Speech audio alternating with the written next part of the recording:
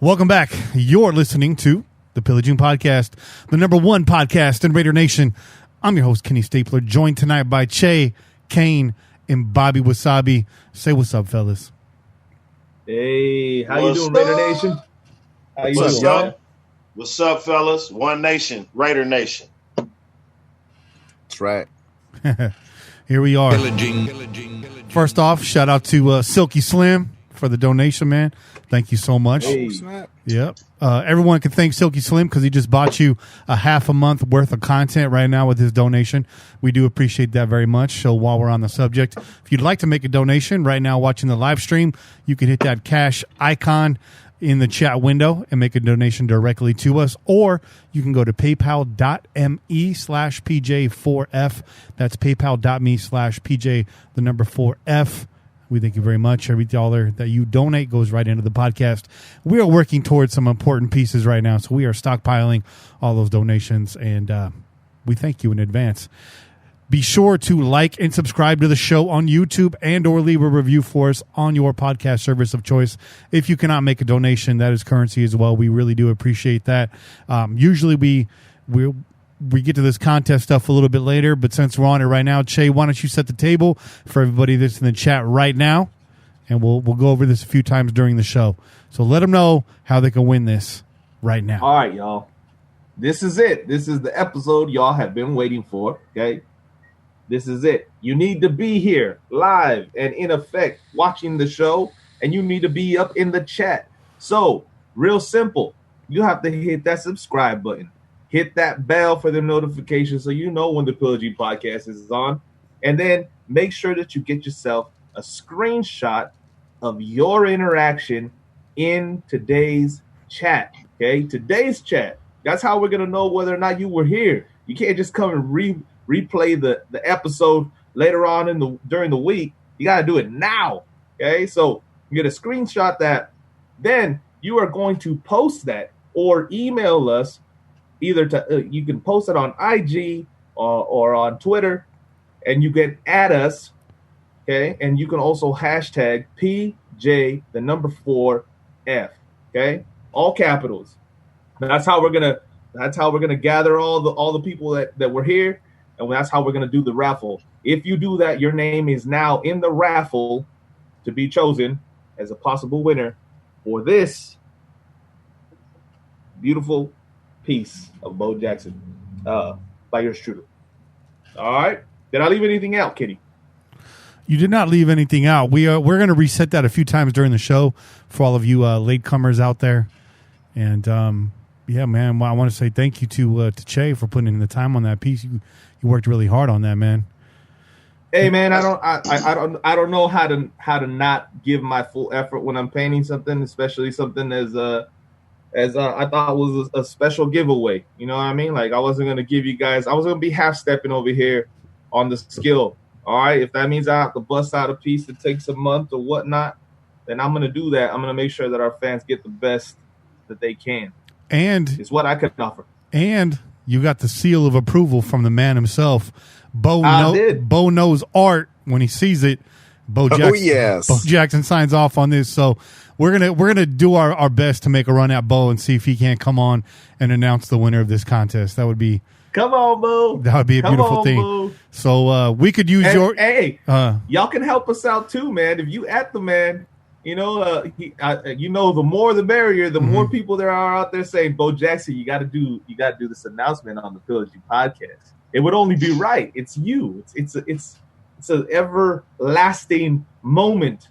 Come on, Bo. Come on, Bo. Let's go, Bo. Right now, shout out to Quinn, man. Thanks again for the donation. He says, let's get that HVAC situation handled. I couldn't agree more. In fact, it's time for a temperature update right now. It is currently 93 degrees in the studio, 93 degrees in the studio.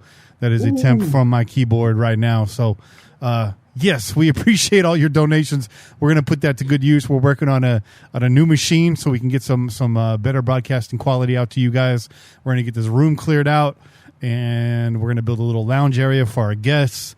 And we're going to put the Raider wall together, put all of our memorabilia together, and, of course, get some HC up in this. So if you hear some noise in the background, I know at least 3 of us have fans on right now.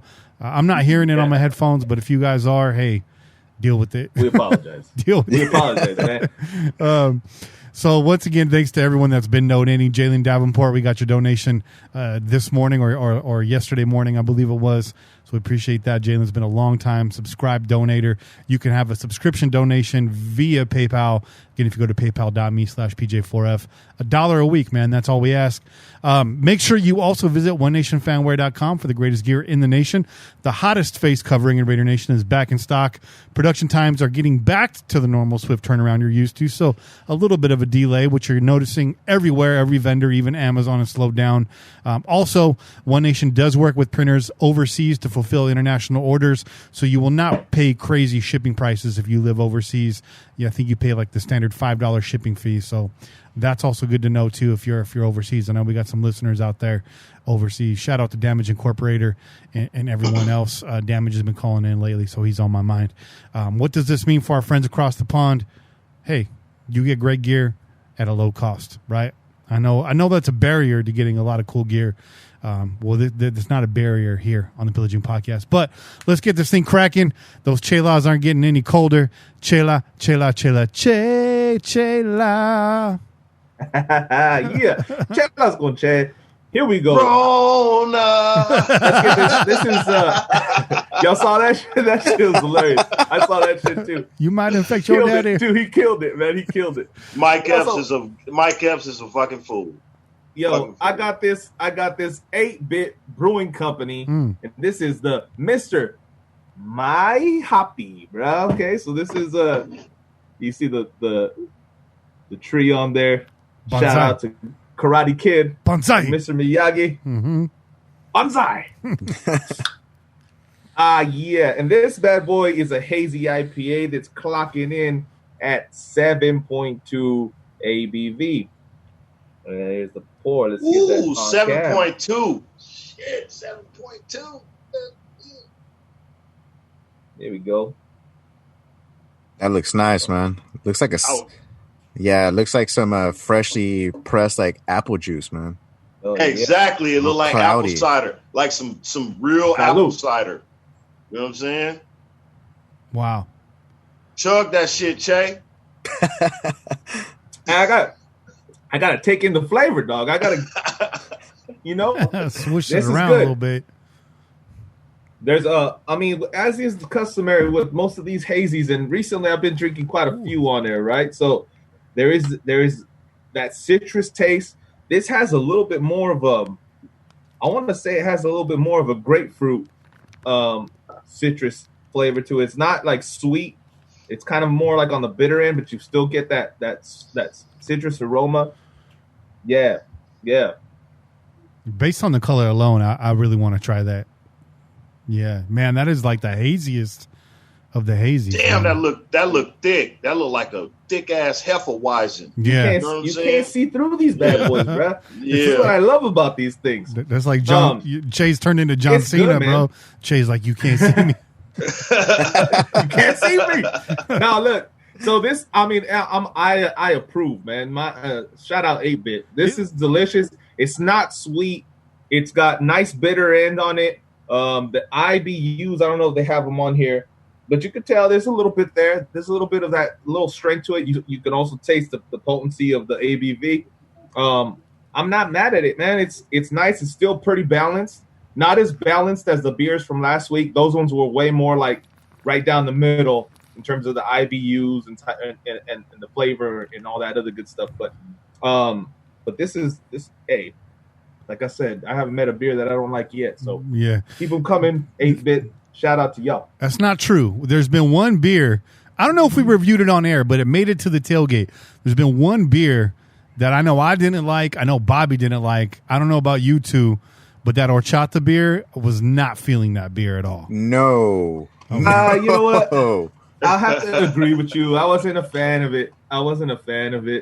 I still drank it though. Yeah, it's not like I quit on it. You know what I mean? Yeah, I finished mine I didn't too. quit on it. I was like, oh man, this could have been better. I finished my plate. You spent the money on it. Why quit? You know what I'm saying? Why quit? You spend the money on it. You be like, okay, it's an acquired taste. Fuck it. I'm gonna just get used to it. Maybe that when you pay for it, you just have to basically just commit to it at that point. Maybe that wasn't the time and the place. Maybe that's a good beer by the campfire or something like that. But on a nice Oakland morning at the tailgate, I wasn't feeling it. So wasn't feeling it. We got a lot to get to tonight, guys. I got a couple of special shout outs before we start. First of all, thoughts and prayers to our close friend Raider Nug, whose mother has been battling COVID-19 and pneumonia. Sending our energy your way, brother. Keep your head up and keep us informed of your situation. Let us know. Please let us know if there's anything at all that we can do. The last we heard, Mom is doing much better, but what else could you expect from this family of fighters? But unfortunately, it does sound like his brother might be coming down with something as well. But keep on fighting, man. Keep on fighting out to the Lopstein family. Keep fighting, y'all. I don't even know if that's your real last name, so no disrespect if it's not. But Vince, we love you, man. So we'll keep you guys in our thoughts. And again, if there's anything we can do, let us know. Yep. Prayers up, blessings come down. That's it. Yeah. That's it. Yeah. Also, your family, Vinny. Very much so. Very much so. Also, in terms of Raider family, Naya Rivera, sister of former Raiders tight end Michael Rivera, she went missing from California's Lake Piru on Wednesday. Her 4-year-old son was found alone on a boat on the lake in Ventura County. Search teams continue to search the water using sonar as well as nearby cabins and the surrounding area. Che, you had a little bit more information on that. Do you want to elaborate for us? Because obviously this story broke, about 4 or 5 days ago now. And everybody was kind of like, what happened? Like, there's no sign of her. They can't find her. And there was a lot of people that were a little upset about it too. But as these posts have been going up, some locals have started to get on these posts and commenting. So some of the locals were talking about the fact that this lake is kind of known as a dangerous lake for swimmers. They've had 9 deaths there by drowning since the mid-90s, and I think 7 in recent years. So there's apparently like an underwater current, kind of like rip currents, that will occasionally pull people down. And so these currents are created because this is a man-made lake, and it's created by a dam. So when they release the water, which I don't understand why they would release water when there's people in the lake, like that doesn't make any sense. But they release water, and then these currents are created. So then that's actually even further escalated because there's like cliffs within the actual lake, and so they create these crazy kind of open depths to the lake, and then those rip currents are even stronger, and they've been known to pull people down, man. And the depth of this lake is anywhere between 130 to 160 feet deep at its deepest point, depending on on the weather and the rain. So you hope that they find her. You would hope that she could be found and she's well, but it's not looking good. And so our hearts go out to the Rivera family, man. And I know there was an image of his mom's and him at the lake, clearly distraught.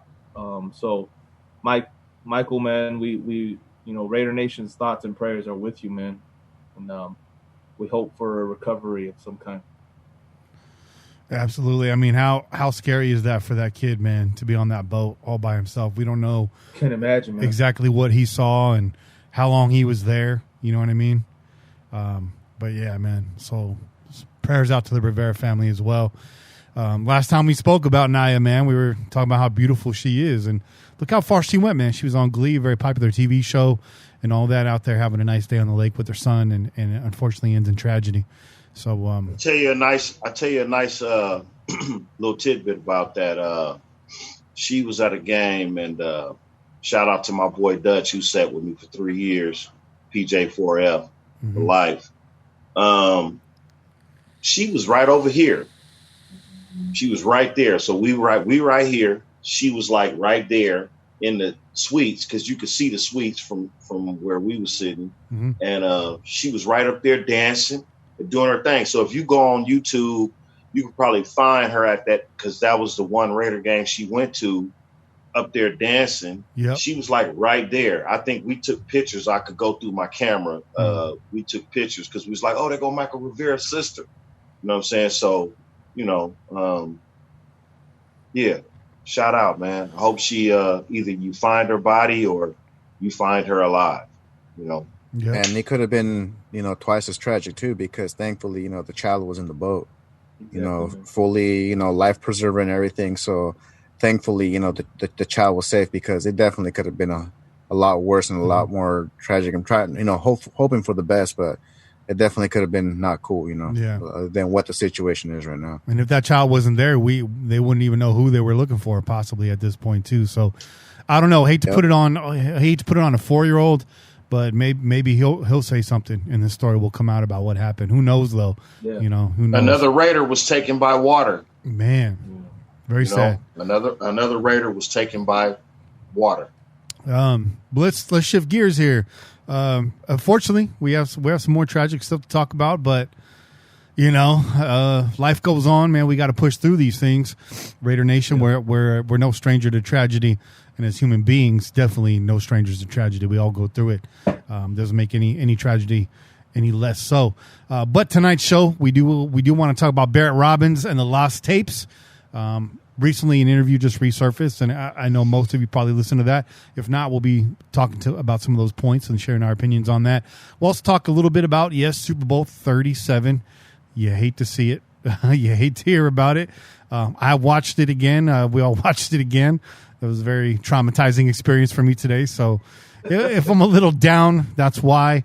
We'll also have the GROAT Tournament tonight. We're going to be advancing to the second round tonight, and then we'll be putting the vote back in your guys' hands. And just a reminder, those votes are going to be exclusively now on PJ4F.com. We will be tweeting out the link to that, but it's going to be a lot easier to get the votes in one place. We get a lot more data that way, and it allows you to vote more than once. So if you feel a certain kind of way about somebody, you can get in there, stuff the ballot box, get your favorite player moving on. No shenanigans, though. We will veto if there is obvious shenanigans. It should be a lot less obvious, though, in the second round.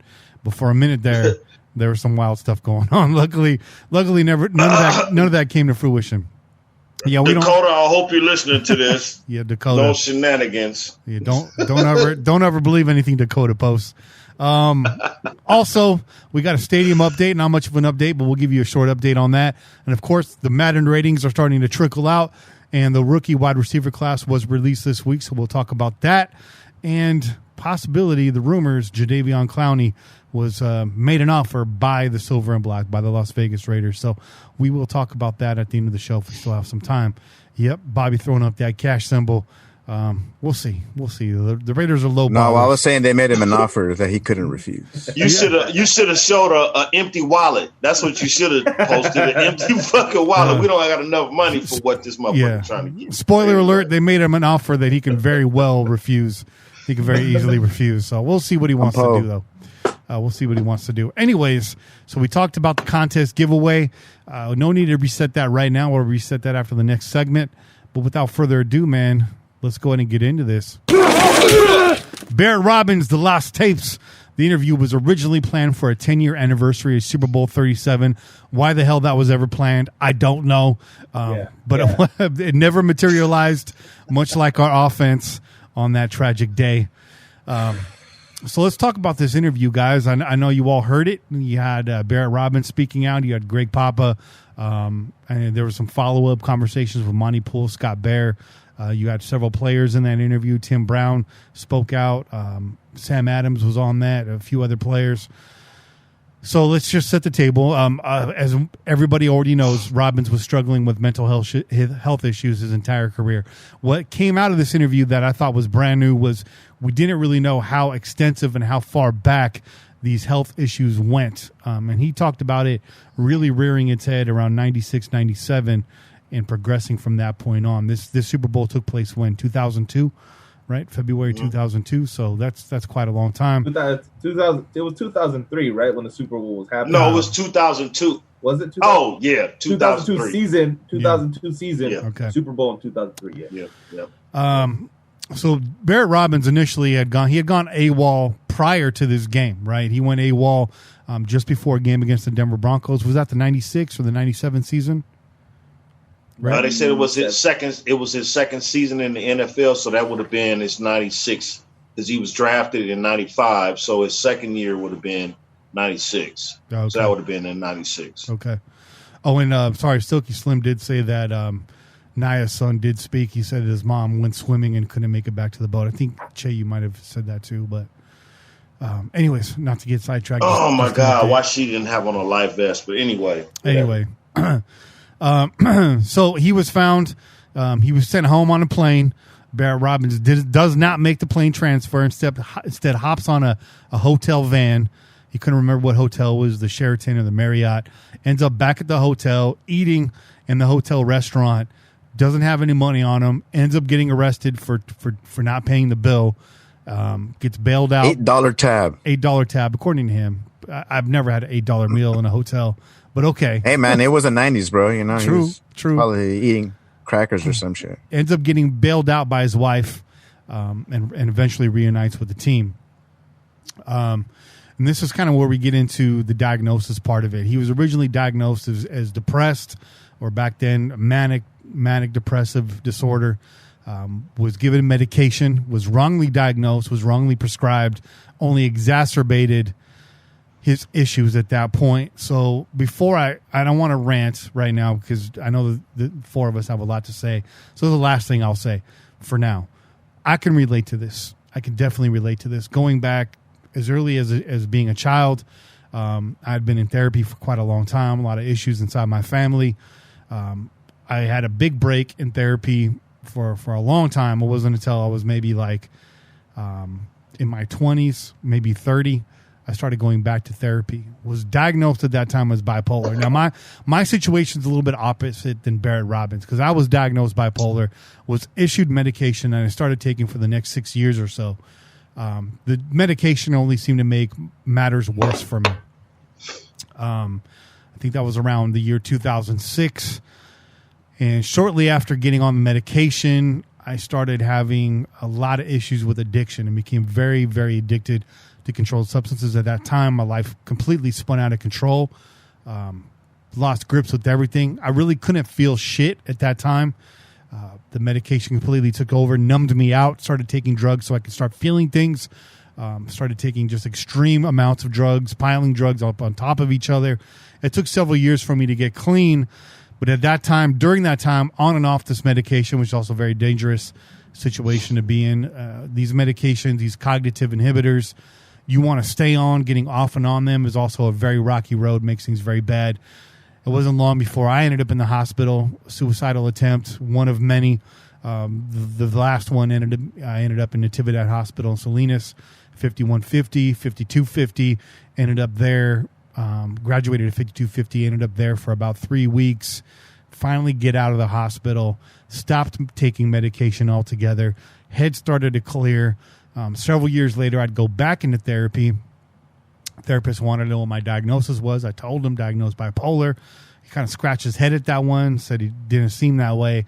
After about 3 years in therapy with him, he was like, dude, you're not bipolar at all. Are you still taking the medicine? I was like, no. He was like, good, because the medicine can have these consequences. And I was like, well, I went through that.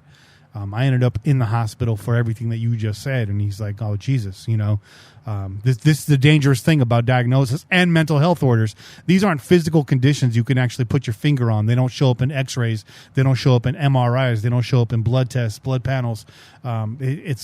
It's very subjective to diagnose these things and very dangerous to start prescribing. So just to give you what my experience was, I had a psychologist and I had a psychiatrist. The psychiatrist was prescribing my medication. My meetings with my psychiatrist went like this. I'd show up. He said, how are things going? And I started to talk to him. Well, this is what happened this week, and I felt like this, and these things happened. And he cut me off. No. How are things going with the medicine? And I'd be like, oh, I don't know. I can't really feel anything.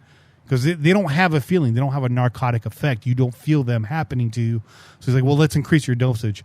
So eventually I'm on the maximum dosage. Then he starts switching me up. He starts adding medication, adding in Klonopin. Klonopin has a narcotic effect to it. I end up snorting Klonopin, doing too much of this shit. His situation getting worse and worse, darker and darker. The psychiatrist just wanted to force feed me this medication. He's getting paid by companies to give me this medication. I later find out, right, what that whole industry is all about. So thank God. Shout out to Carlos, my therapist down there in Hollister. He's a real one. He spent an hour with me. We spent an hour unpaid shooting the shit, talking about sports, talking about the Raiders, the Warriors, the Giants, the A's. He's a really cool guy. Helped me through a really dark time in my life. I was thankful to get off of that stuff and pull myself out of that, pull myself out of the drugs. A lot of you wonder why I don't partake in the beer and all that and the drinking. It triggers my cravings, guys, and that's why I really don't get into it, especially right now when I don't have these guys around me in the studio. When it's all fun and games, I don't think about that stuff, but if I'm alone, that's a really dark path for me to travel down. So, I just know my addictive personality. I try to stay away from those things, and I very moderately limit anything that I'm involved in. So I'm not going to sit here and tell you guys I'm clean and sober, but I am, no longer practicing the dark arts. I'll just leave it at that. And very happy to be surrounded by good people, having a good support system around you. Something Barret Robbins had in his teammates, but at that time in the mid-90s, nobody understands this shit. Nobody knows what it is. And so I'm just really glad to have a great support system around me, especially here on this show. My family now knows everything I went through. I kept that a secret from everybody around me for years. And just opening up and talking to people, I'm able to be at where I'm at now. Unfortunately for Barret Robbins, he didn't have that. What he had was stress. He had pressure. He had a coach that was just a total fucking dickhead at the time. And those kinds of things will lead you down those roads. Anybody that's been under stress, pressure, you reach for the bottle, you reach for the pipe, you reach for the straw, you reach you might reach for the chips, you might reach for the food, right? Everybody has their coping mechanisms, and unless you're just talking to somebody or maybe exercising to get in some sunshine, a lot of that shit's really unhealthy for you. So just a little personal background on me. That's kind of like what I had gone through. I relate to Barret Robbins. I related to him then, and even more so now hearing this interview. So that's all I'm going to say right now. I'm talking too much. Bobby, Kane, Che, you guys get in here. Let's talk about this whole situation, this whole mess that surrounded Barret Robbins, and what came out of it. Yeah. Hey, first of all, man, I just want to say thank you for sharing your story, because that is not easy, right? Mm-hmm. That's not easy, and I respect you for being able to speak openly about that. I know that's part of the steps of actually getting past those kind of issues as well, right? Is reaching that ability to actually speak openly about yourself, but it's never easy, and even more so, it's more poignant that you're able to share that, because you can actually relate to this story. So it doesn't just sound like we're just on here talking about stuff that we don't know. We actually have a person who's had to go through that. So it validates this conversation even further. So I thank you, man. And thanks to the chat for your support, guys. Thanks to Raiders Review. Appreciate that. Redbeard, good to have you in the chat. He's brand new tonight, so he's got to bounce. We want to say hi to them. And Che, go ahead, man. But no. The thing I was gonna say is this, man. So, as Barret Robbins, throughout the interview, kind of alludes to and starts to kind of inform us about, is that he had these issues. These issues he felt were kind of brought on by his steroid use with alcohol and marijuana, right? Which I think he has a very valid point in that. So when he was at TCU, he had an episode, right? A manic episode where he was using steroids for obvious reasons, right? Trying to be a better football player, be stronger, bigger, whatever.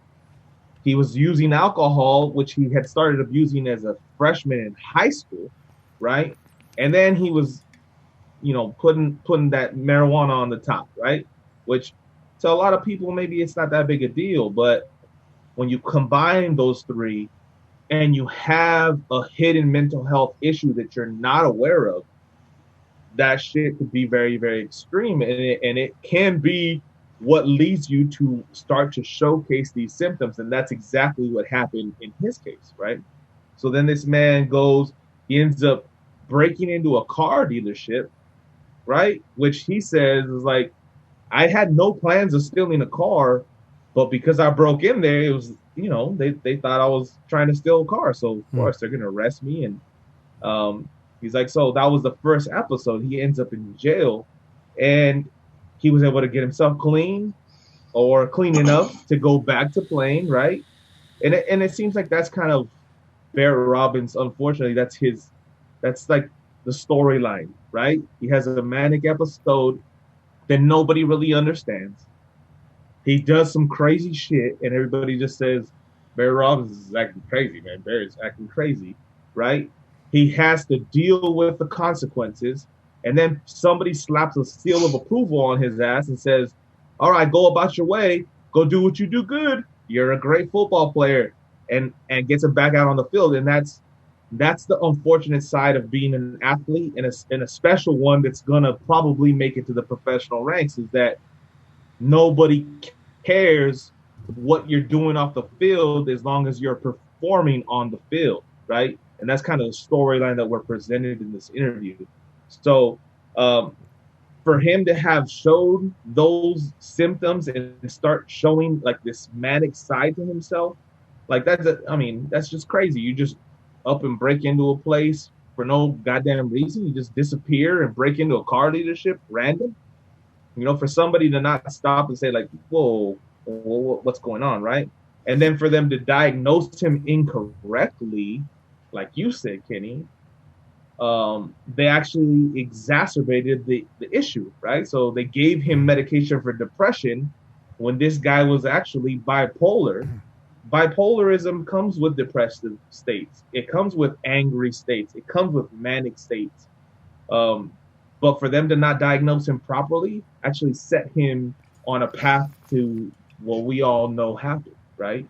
So I'm going to step out of the way. I'm going to allow some of the other guys, somebody else to speak. Mm-hmm. Like you said, I don't want to bogart the conversation, but that to me stood out in terms of, because that's the part that I didn't know about Barret Robbins, right? He had a past at TCU. I think maybe that's another part of the 90s where these kind of things didn't really come to the surface necessarily. Like this is kind of shit that was known by organizations, probably by coaching staff and that kind of stuff. But like was said over and over again, if we're winning, if you're performing, everyone just kind of turns a blind eye to it. Yeah, and we just let you do with we just say, hey, he's acting crazy, just ignore him. He'll be all right. He'll gonna get on the field and we're gonna kick some ass. Mm-hmm. That's football for you.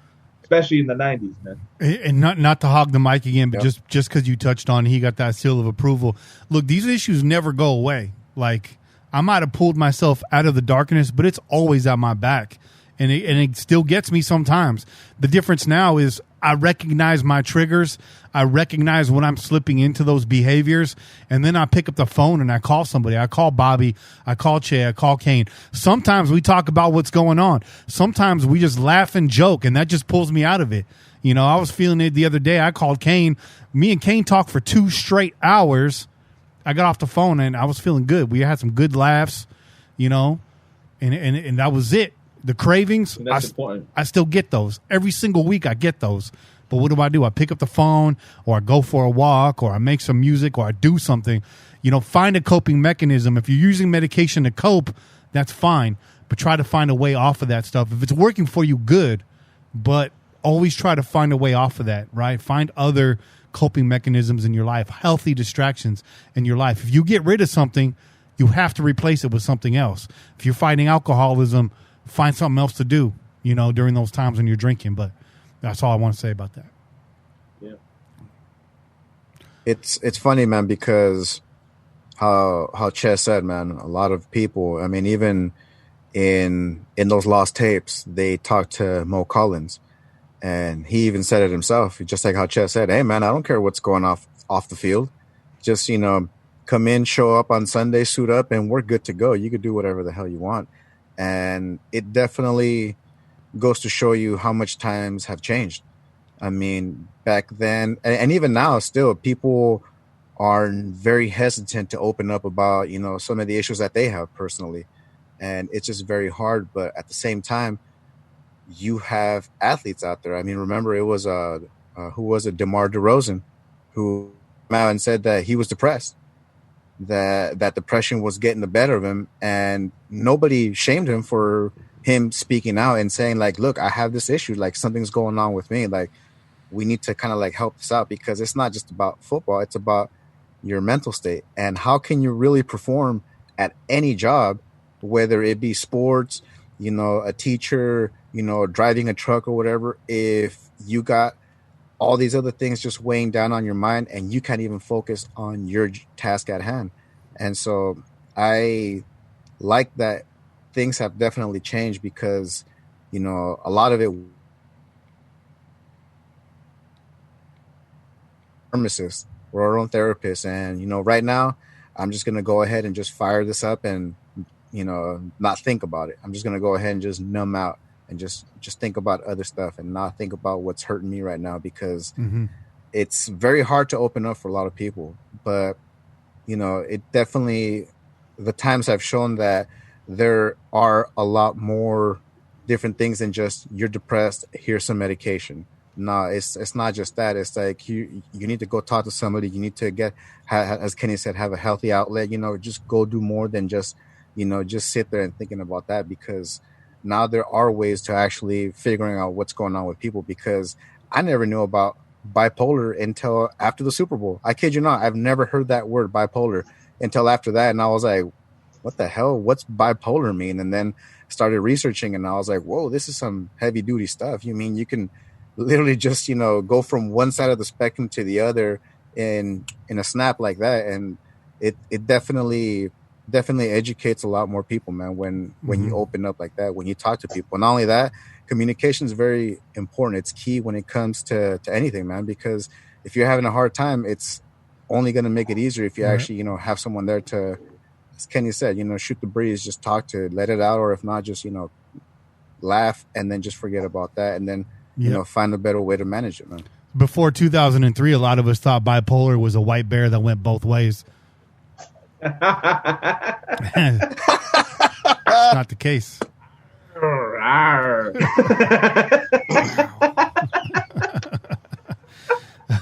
Actually, man,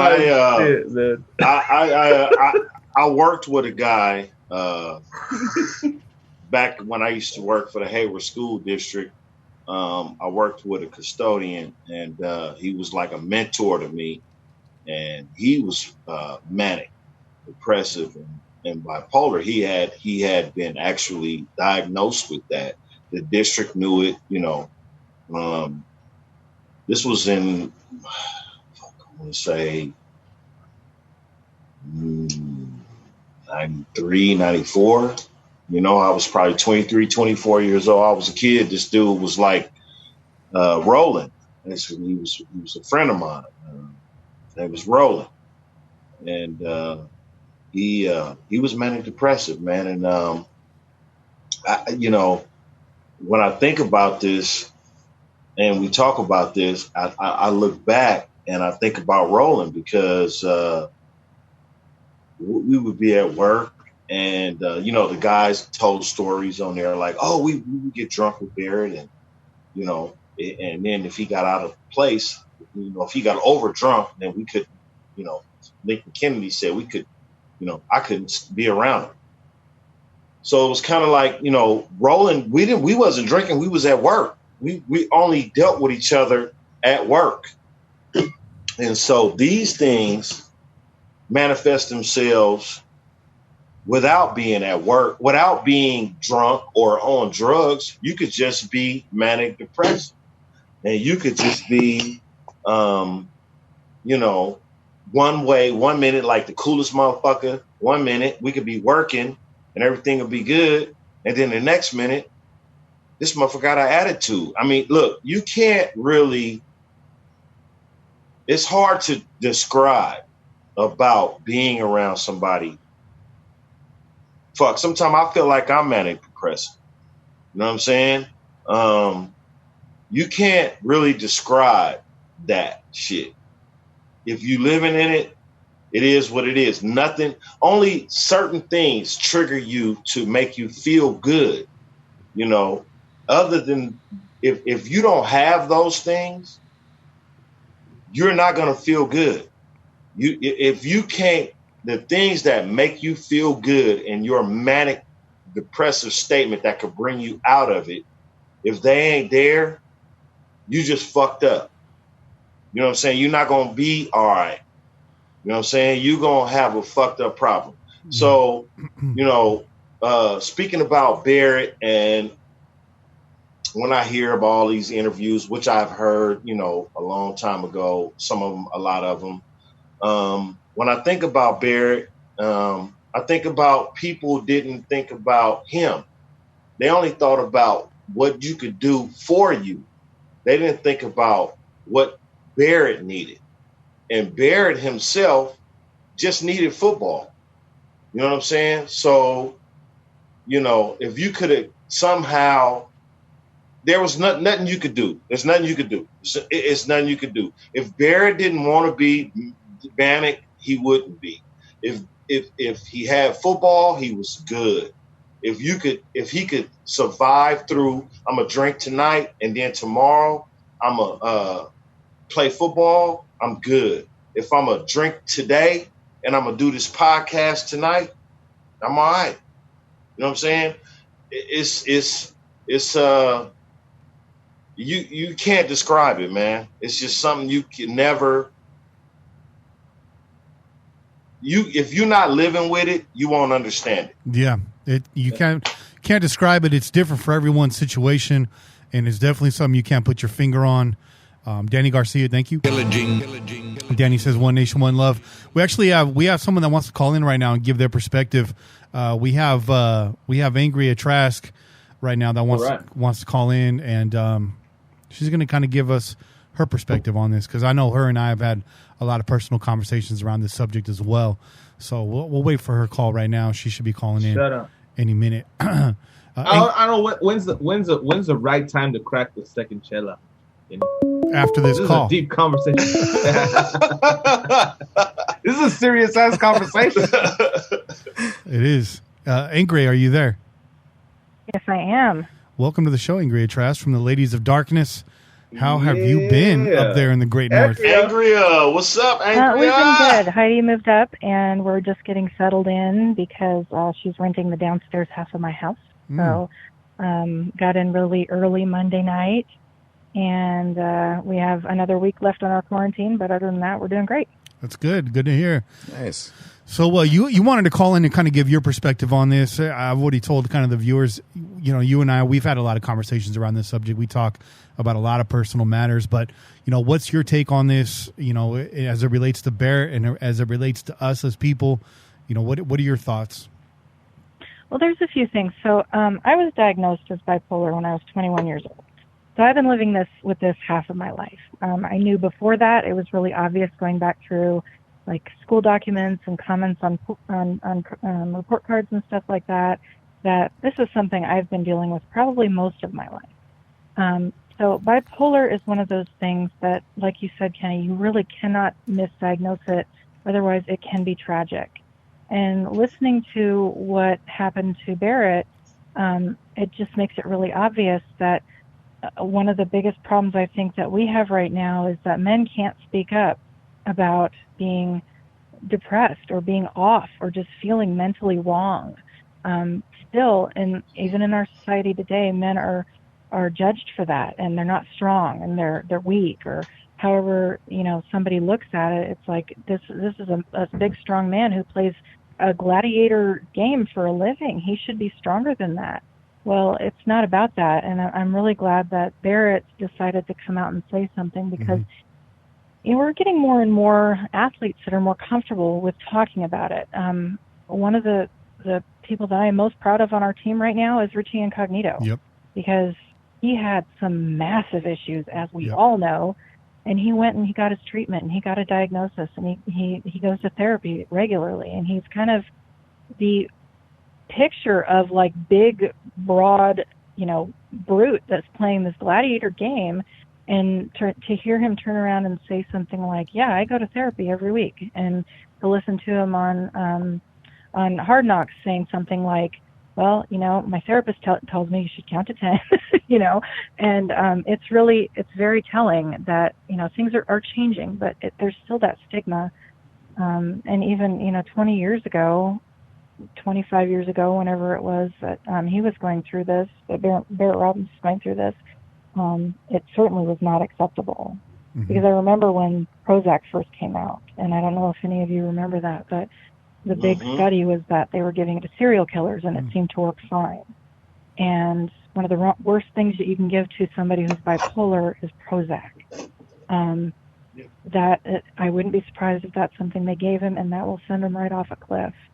I've been in that. Everybody got Prozac back then. That mindset where everything seems great and wonderful, and everything is going really well, and you feel like you can fly, and then boom, you crash and it's over. And it just takes that one time to crash and it's over, and your life is ruined. And thank God for whoever stepped into his life and said something's wrong, or if he recognized it. I hope that his family supports him. I hope that all of this is coming to fruition to where he can actually, obviously he's speaking out about it, but this is a huge problem, especially when we're looking at guys who play violent sports for a living, and they need to be watched and checked on more regularly. And one of the things that I think Jenny would definitely be excited to talk about is, especially with all the research on CTE and head trauma and traumatic brain injuries and stuff like that, those are really interconnected with mental disorders, and they are certainly something that can cause issues like that. So I'm just hoping that all these guys coming out, sorry, Jack's in the background talking, I hope that all these guys finally coming out and talking can, make it more okay for other people to talk about it. And for more people, I mean, it would be nice if they would institute programs on each of the teams to kind of, not weed people out, but to kind of find them and help them and do whatever they need to do to get them in the best place possible. Because like Che was talking about, guys go out and do their thing, and this was big in the 70s too. Go out and do your thing. If you're drunk all night, we don't care as long as you show up to the game, right? I don't care what you're doing off the field. Yep. Well, great, but that's gonna shorten your time that you're able to be on the field. So. Yeah, it's interesting when you have players that are doing great for themselves and doing philanthropic things off the field. Everyone wants to step in and be like, he's such a great guy, or that's such a great woman. And they're so empowered. But when they're struggling with things, it's like, oh, we'll get that bum off the field. He's not strong enough. He can't handle it. It's really sort of it's hypocritical. And these things aren't exclusive. Generally, if you have one of these, you're suffering from multiple mental health disorders at the same time. Depression and anxiety and bipolar all kind of go together, and then you add addiction on top of that as another layer, and it's just something right now that is showing up in the DSM that it's just in the last 10 years that we started looking into multiple mental health disorders and actually looking at those, how they coexist. It's like diffusing a bomb. When you're prescribing medication, you cut the wrong wire and that thing's going to go off. And you look at a guy like Richie Incognito, who obviously probably suffers from anger management problems, addiction problems, bipolar, anxiety, all of these things. And to see where he's at now, I'd be really interested to hear the nuts and bolts of how he got there and what he's working on and what he's doing, who he's working with, because a complete 180 from what we saw last season and what we saw in Hard Knocks. I mean, he seems to be pretty well respected, pretty jovial dude when he's on his good game and he's socializing with players. So that's really amazing to see that. I'd be interested to hear how Barret Robbins is doing right now. But yeah, definitely. And one more thing before I let you go, because I won't take up too much of your time. One of the players that really, I think, demonstrates this need to check in on your buddies is Marquette King.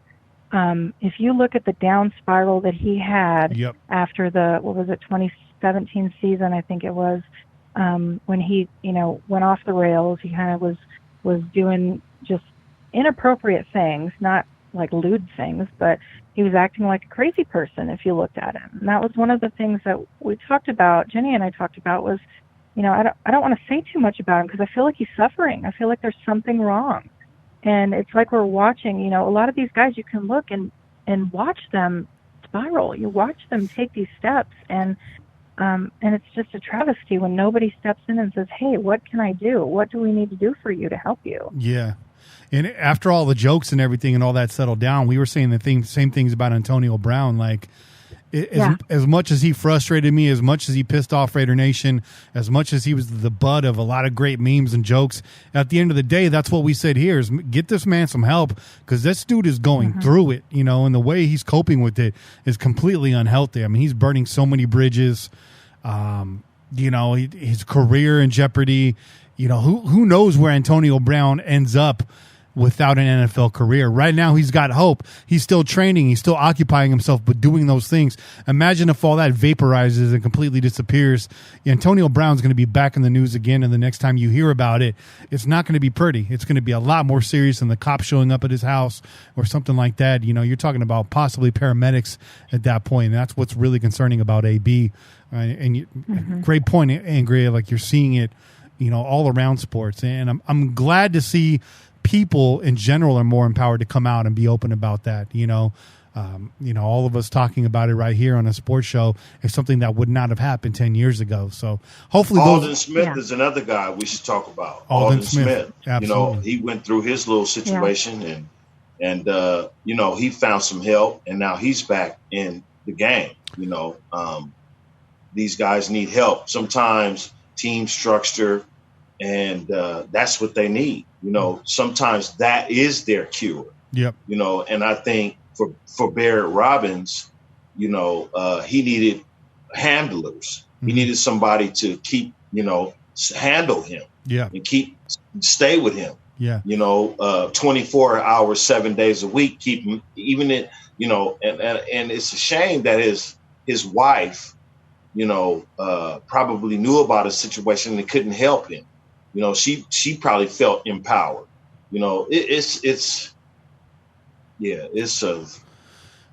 a messy situation, and I'm glad you brought up Alden Smith, because it seems like he does have a support system. And then, you know, they talked about Reggie McKenzie coming in, you know, after the Callahan era, Hugh Jackson and all that. Reggie comes in and he brings in a guy to be a member of the coaching staff or you know, the front office, what have you, and his designation is to be there as a buddy to players that are going through it, a guy that can speak their language and that can talk to them and hold their hand, if you will, and help them through times like that. And I think that was made. That was a point that was made in the Scott Bair Monty Poole interview, the follow-up interview to this podcast that had come out. You know, saying if a guy like that had been there, if sports organizations had been taking these problems more seriously at that point, who knows what becomes of Barret Robbins? Who knows what becomes of Jamarcus Russell?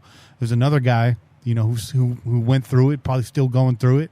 Who knows? You know, but yeah, you know, the point is, don't close yourself off. Don't be ashamed of what you're going through.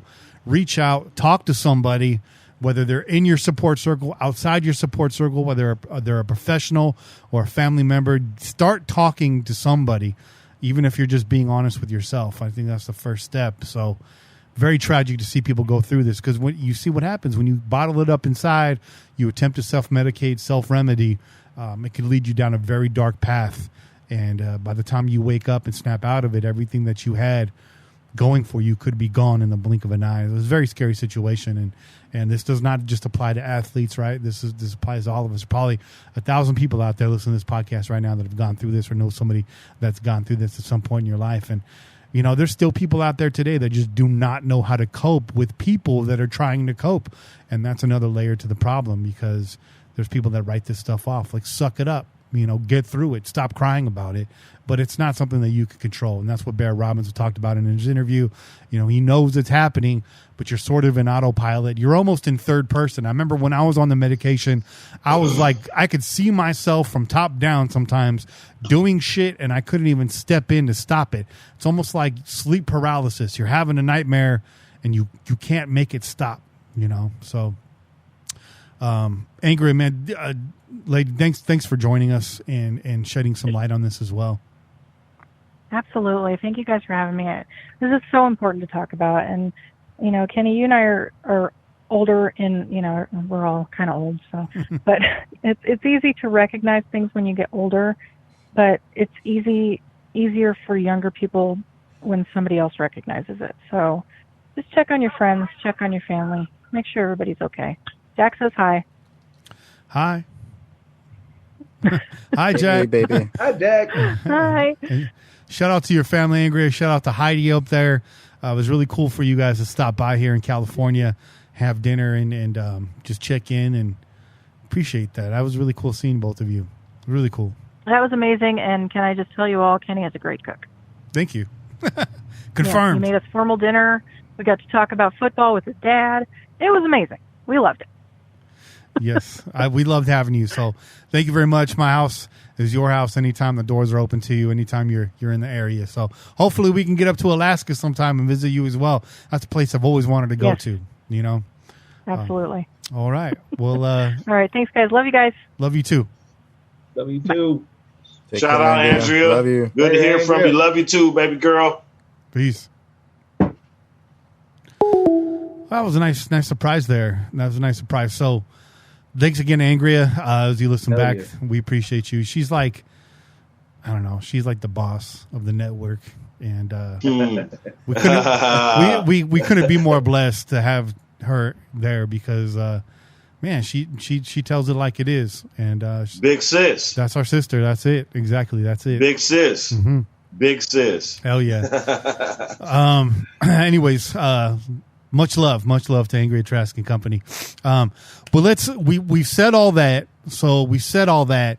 It's now 2003, and we're headed into the Super Bowl.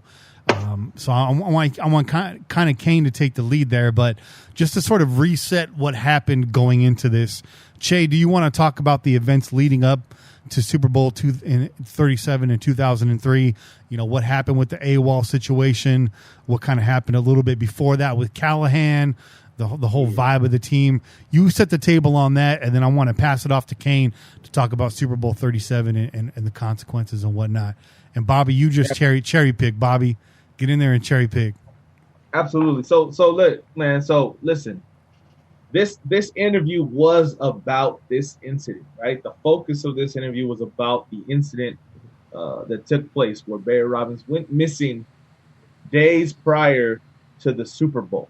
Okay, but as we listen into the interview, we get a lot of content from former, past players, legends of the game, legends for the Raiders, right? And one thing seems to come out very clearly is that going into this championship game, there was a strategy and there was an idea that the Raiders had certain advantages over this Buccaneers defense, and that they were going to use those advantages, which was, for in our case, our offensive line. We were boasting the number one offense in the league at that time, right? MVP quarterback, two legends of the game in Brown and Rice playing wide receiver, right? Mm-hmm. And we had, a bevy of, we had running backs. We had a crew of running backs, man. We had, Crockett, we had Charlie Wheatley, Garner, Whitley, Crockett, who was always our goal line, right? It was guaranteed TD, right? He was jacking everyone's TDs. And then, you still had Richie out there. Richie was out there blocking, bleeding after the first 5 minutes of the game, right? I think even in that Super Bowl, they caught a clip of him, like taping his cuts up, right? Those horns that he had, those calcium deposits, if you will. That's what it was, calcium deposits. Yeah, bro. But every game. But so this is what we knew, right? And the one thing was that the Raiders offensive line was not to be fucked with, right? This offensive line was massive. We could put some hurting on people. We had a lot of size, a lot of weight on that side of the line. And the one thing that we knew about Tampa Bay is, yes, they were very quick. Yes, they were fleet-footed. They were very smart in their zone defense, but they were undersized in a lot of ways. Mm-hmm. And so going in Monday, and this is as Tim Brown reported and some of the other players reported in this interview, is that Monday they got a game plan. And they open up the game plan, and it said something like the game plan to a championship or some shit like that, right? On the front cover. And so they open up this game plan, and it's said to be all smash mouth football, right? That's the way that Timmy put it. He said, smash mouth football, we're going to use our size to take advantage of the smaller defensive line that the Tampa Bay is coming in here with. And he even goes as far as to say that they went out of their way to tell Charlie Gardner, sorry, Charlie, but you're probably not going to see the field very much, but be happy because you're going to be a champion at the end of this, right? You're just going to be able to celebrate and pop bottles with us. They went as far as to say that because they said that they were going to dedicate to running the ball down Tampa Bay's mouth with Tyrone Wheatley and Zach Crockett, okay? Pounding the rock. And they were excited about it. They thought it was a great way to go. They thought that was an advantage that they had. And knowing that Tampa Bay was playing that Tampa 2 defense, that zone defense, the high-flying, the passing game that we were boasting going into the Super Bowl wasn't necessarily a recipe for success. It was strength against strength. And in that case, you got to look at youth, speed, age, right? Like all those things start to come into play. But they practiced this. And then Friday, they get the word that there's been a change of heart in terms of Bill Callahan's confidence in the game plan. And he decides that they're going to go now to a game plan that is about throwing the ball. And I think they quote Tim Brown. It said something like, we switched from smash mouth football to throwing the ball 60 times in the game. Okay? Which, to that extent, Barret Robbins in that point says, you can't do this shit to me. Like, you cannot do this to me. Like, this is too late. Like, why are you cannot do this. Don't do this to me. Why? Because the center is the leader of that offense in a lot of ways, okay? Mm-hmm. Because he's the one that makes the audibles. He's the one that makes the checks. He's the one that gives the rest of the offensive line the heads up on what their actual job is going to do on every given play. So when you're talking about a guy that's practicing and preparing for this championship game, thinking it's going to go a certain route, you go from an all run or a very run focused attack to now all passing. The blocking scheme changes. Okay, you're no longer just fucking putting bodies on people. Now you got to finesse them. Now you got to be aware of all these blitzes and all these different attack stunts that the defense is going to run at you. And they were coming too. And they were coming. And that's exact. And they planned for a Raiders offense that threw the ball. Okay, you could see that in the Tampa Bay defense is that they were prepared for a passing game, a pass-focused offense. Okay, so when you do this, okay, and I know that this came out years back too. Tim Brown spoke about this openly. Jerry Rice went on record to report the same thing, that Bill Callahan changed the game plan, even to the extent that some of the professionals reported on it, and the guys like Colin Cowherd went out of their way to kind of call out. I think it was Colin Cowherd, or maybe it was who's the other dude, the other dickhead. I don't know. It was one of those dickheads that gets on TV and talks a lot of shit. But he was saying something like, "Oh yeah, are you really gonna buy that Jerry Rice and Tim Brown being receivers were gonna say, oh yeah, let's run the ball 50, 60 times a game? Like, that's bullshit. They're just making excuses for losing the Super Bowl." And I'm thinking to myself, like, winners don't give a fuck how they win. They just want to win. So even though you want to say that Jerry Rice and Tim Brown were divas because they're receivers and they cared about their stats and they wanted to be impactful in this championship game, I'm pretty sure Tim Brown would take a Super Bowl ring over padding his own personal stats and losing one. Okay?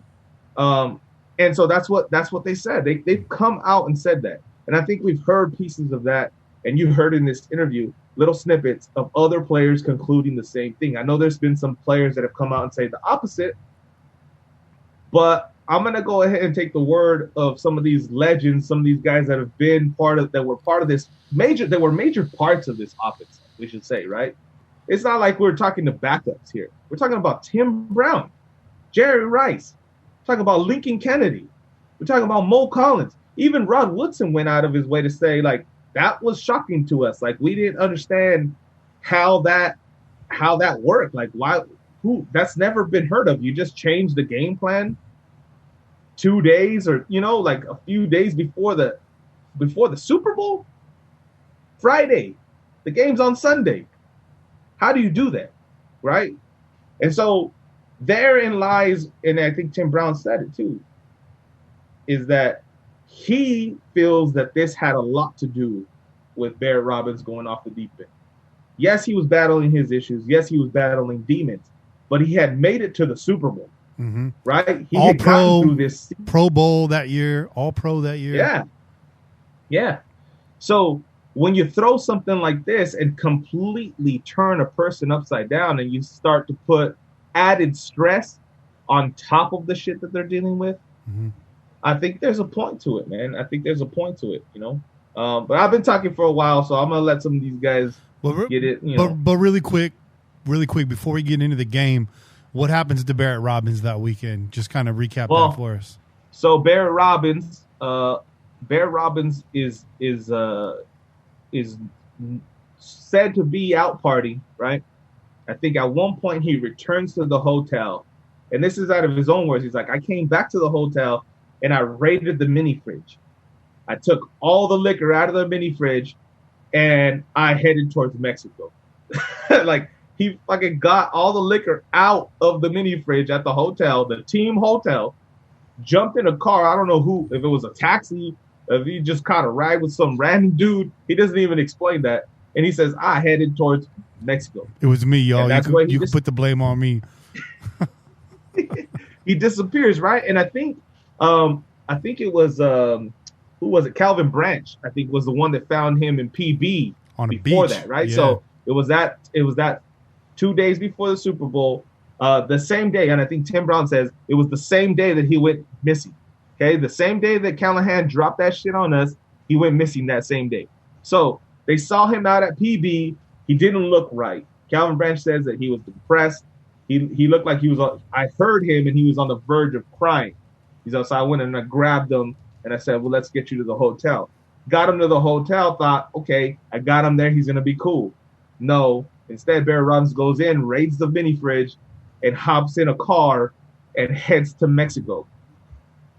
And you can only imagine, right? Like, I think he made comment about strippers and prostitutes and all kinds of crazy shit. Who knows what Barret Robbins That's how doing. you do it, bro, when you go to Mexico. Yeah. Well, just to that part of Mexico. Yeah, TJ, yeah, for sure, right? For sure. So he ends up out there, and they put out an APB for this man. Okay, they put an all points bulletin out for this man to try to find him, because they have a team meeting the next morning, and he's nowhere to be found, and everybody's looking around saying, this isn't like our guy. Like, where's our Pro Bowl center? Like, where's our all-pro center? Like, he's supposed to be here right now. And I think another comment that people made is like, we've drank all night with this dude, and we just take an IV and come back, and we just show up. We go show up the game day, and we're good, right? So even in this instance, this was different, right? Because he didn't show up. He was done. And when they finally found him, he was out of his mind. I think somebody made a comment that he thought they won the Super Bowl. He literally thought they had already won the Super Bowl. He goes back to the hotel, starts packing his bags, because he's like, we won the Super Bowl. I got to get ready for this Pro Bowl now. Jeez. I got to go play this Pro Bowl now, right? So I think when when he said that, the team was like, oh, shit. This is worse than we thought. this guy's out of his mind. He doesn't even know what day he's living in. He thinks we've already played the Super Bowl, and this is Saturday. So, so then that's when they determined that they're gonna have to sit him and send him home, send him on his way, right? They should have just told him the Super Bowl was the Pro Bowl and let him rip. Right? Yeah, man, Pro Bowl, San Diego. It's right here. Gonna have it right now. Yeah, that's right. So then that's when everything falls apart even further, right? Aside from guys being up in arms about the playbook, now their center is not going to play, and that was devastating. That was devastating to the players. A lot of people felt like that dragged that team down, right? And then Amy Trask was also quoted in there, and she said, the day of, I saw him. Like the day before the game, I saw him. I spoke with him, and then I get a call from Alan and he says, Barrett's not playing. And I was like, what are you talking about? I just talked to him. He's like, fine, he's good to go. Like, why isn't he playing? Right? And he said it's been determined that he can't play. And she hung up the phone and said that she immediately just was basically crying to her husband, and we just lost the Super Bowl. And that's the day before the game. So that's the kind of devastation that's set. I think the players did their best to just suck it up, right? Because that's what football players do. It's like, we don't have time to be concerned about somebody's well-being. We don't have time to be concerned about somebody's injury. Like, we still got to play this game. Like, you're still healthy, right? You're still good, so you just need to go out there and play and win this game. So I think everybody, in their best possible way, tried to do that. But it's clear that there was a lot of shit on people's minds, and that they didn't go into that game 100% at all. And we know the devastation that was that game. So. Yeah, let's talk about that, because I was putting rub on my ribs when that news came over the radio, and I was like, fuck. Mm-hmm. And then people started showing up to the house, and I was like, God damn it. So, Kane, let's start off this conversation, man. Super Bowl 37. Barret Robbins or not, do the Raiders win that Super Bowl with Barret Robbins at center with the modified game plan? No. They don't win. All right, this is a great show, guys. We'll see you next week. Modified game plan, you lose. So let me ask you this question, Kane. Jay pretty much summed it up. You know what I'm saying? I mean, the whole segment, he pretty much summed it up for you right there. No, we're not done. You had a lot to say about this before we got started. Turn off the TV, bro. Let's get into this. I see that TV shining on you right now. Chat busted you already. Turn it off, bro. We already know you're watching the Mexican weather, lady. Turn off the television, bro. So check it out.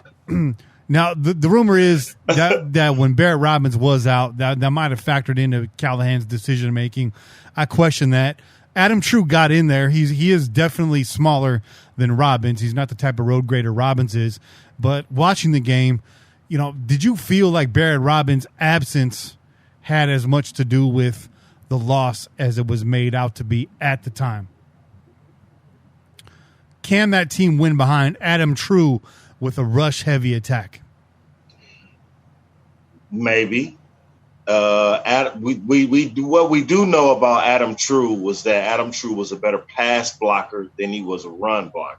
We do know that, so if you look it up. So,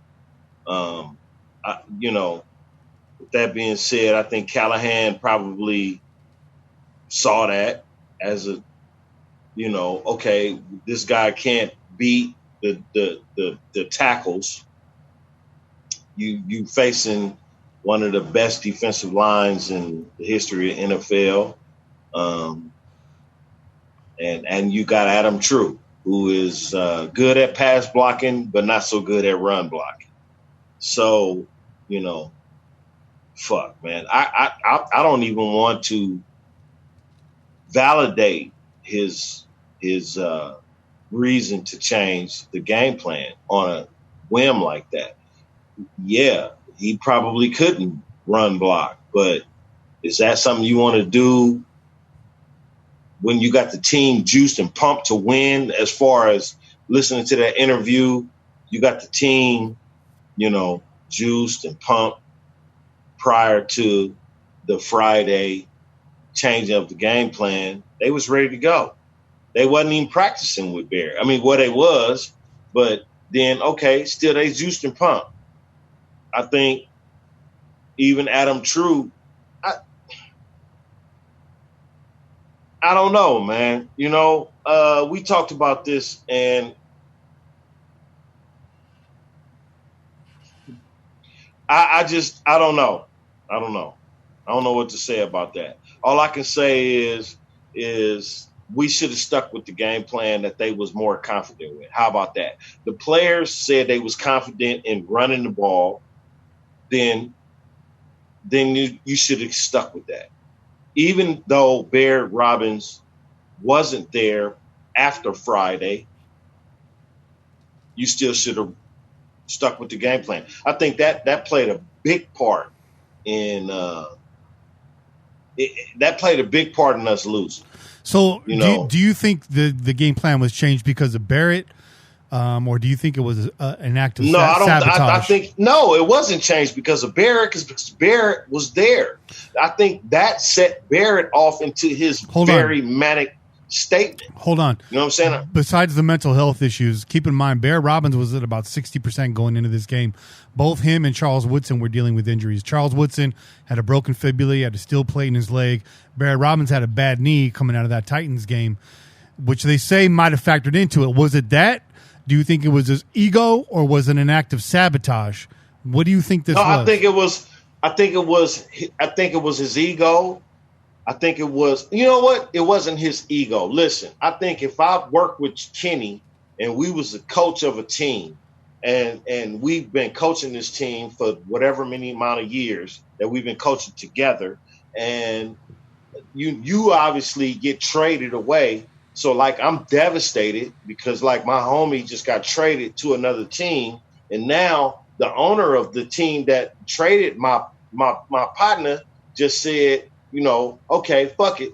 You could be the coach because the players rooted for you to come in to be the coach.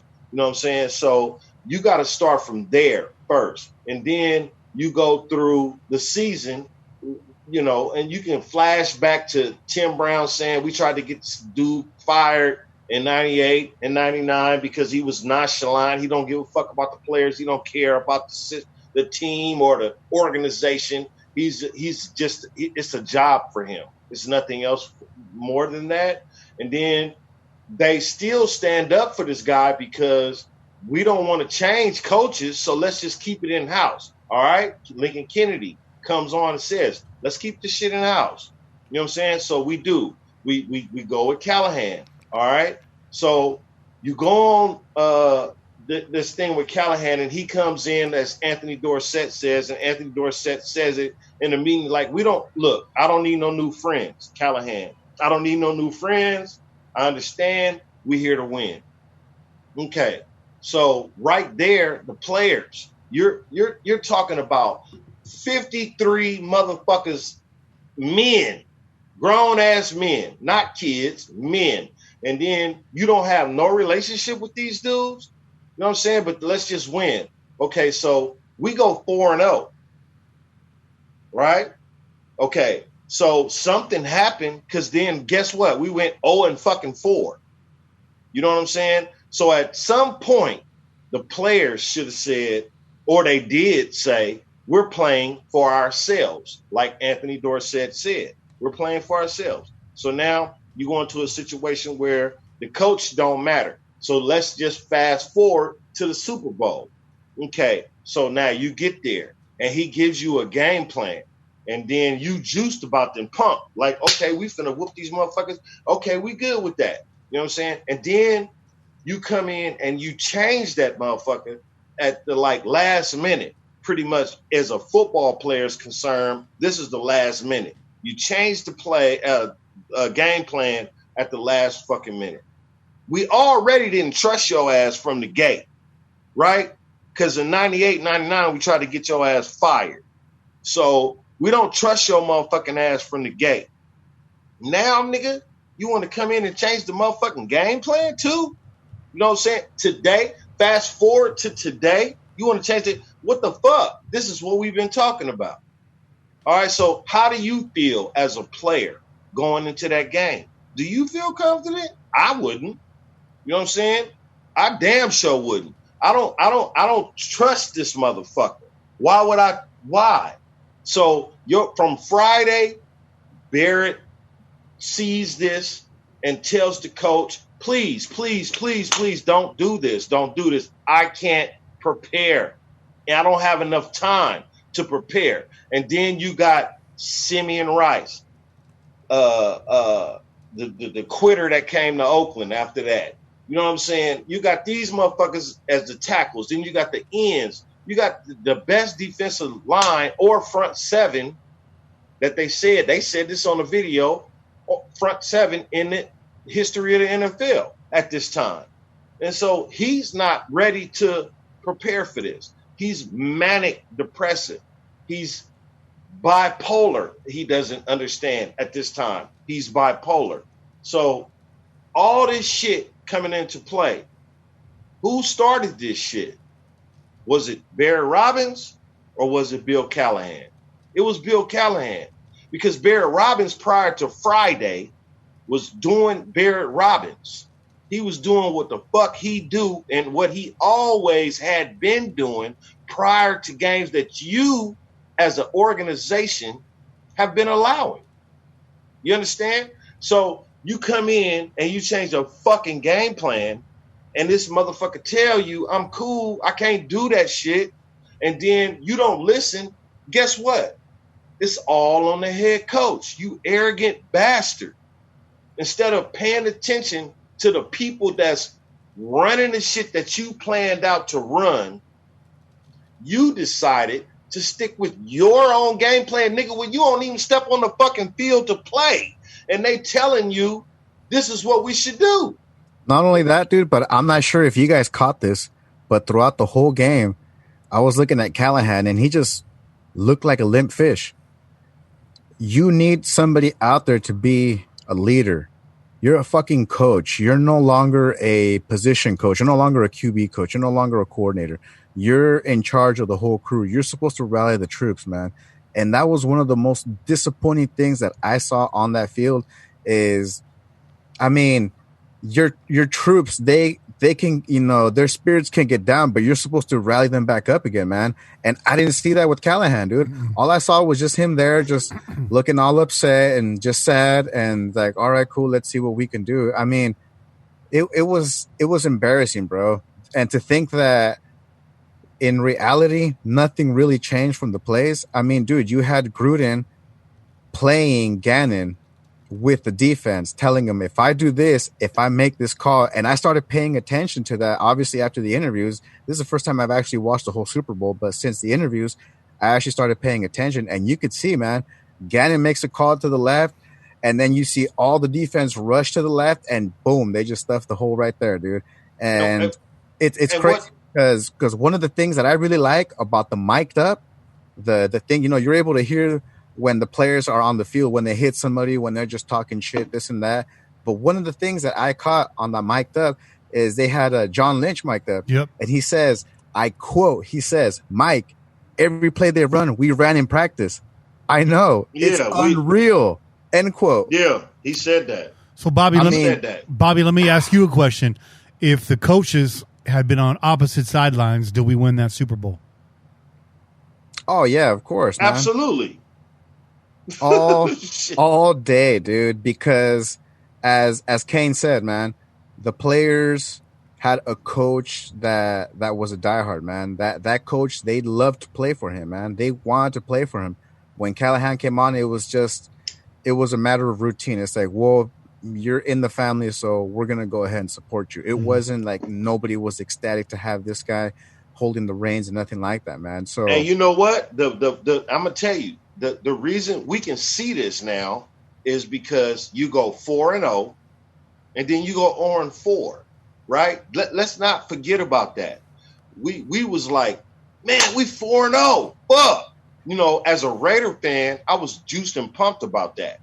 You know what I'm saying? And then all of a sudden there was a breakdown somewhere. And it wasn't the players, it was coaching. I think something happened after the fourth game that said, we don't like this dude. And then you lose 4 games. And I think the veterans on that team said, no. We have a team that we're on the cusp. Fuck this dude. Let's go out and do what Mark Trestman. Let's run the game plans and do what we do. Rich Gannon, whatever the case may be, kept the team together. The veterans, Rod Woodson, Tim Brown, Charlie Garner, Jerry Rice, they keep the team together and say, okay, we've went through a collapse here. And I think in the game, the Veterans Day game, with Rod Woodson intercepted Brian Greasy and ran it back to the fucking house. That was when everybody else said, okay, we playing for each other. That's when I think that point. We got to think about, how did the fuck did y'all lose 4 games in a row? You did it on purpose. You don't like the fucking coach. Somebody stood up and said something somewhere. You don't lose 4 games in a row as a number 1 offense in the NFL. Mm-hmm. You know, this game got off to a weird start. Both teams very sluggish in the third quarter. I think the third quarter ends like 6-3 or something like that. The Raiders drive down the field on their first drive. They stall out near the red zone. Janikowski puts the first points on the board, and then that's it. It's silence for the Raiders until the fourth quarter. 5 3-and-outs in a row. A lot of people tried to blame our defense during this game, but we've said it before in relation to the current team right now. You hang your defense out on the field for that many. You don't give them time to rest. The levee is bound to break, and that's eventually what happens. The pick sixes the defense was actually doing good the first quarter, man. I mean, I don't even know why they held them to 2 punts. I mean, to 2 field goals, bro. Mm-hmm. Yeah, our defense was doing good. I don't even know why man. we even talking about this shit, man. It was all a setup, man. Not a setup on purpose, but it was just it happened. Bill Callahan is a bitch. Mm-hmm. Well, we're talking about it because game plan. We're talking about it because we're Raiders podcast, and it was in the news. No, bro. I don't mean it like that. I'm just like, we talking about it. And as I think about it, I'm just like, there was nothing we could have done to make this shit better.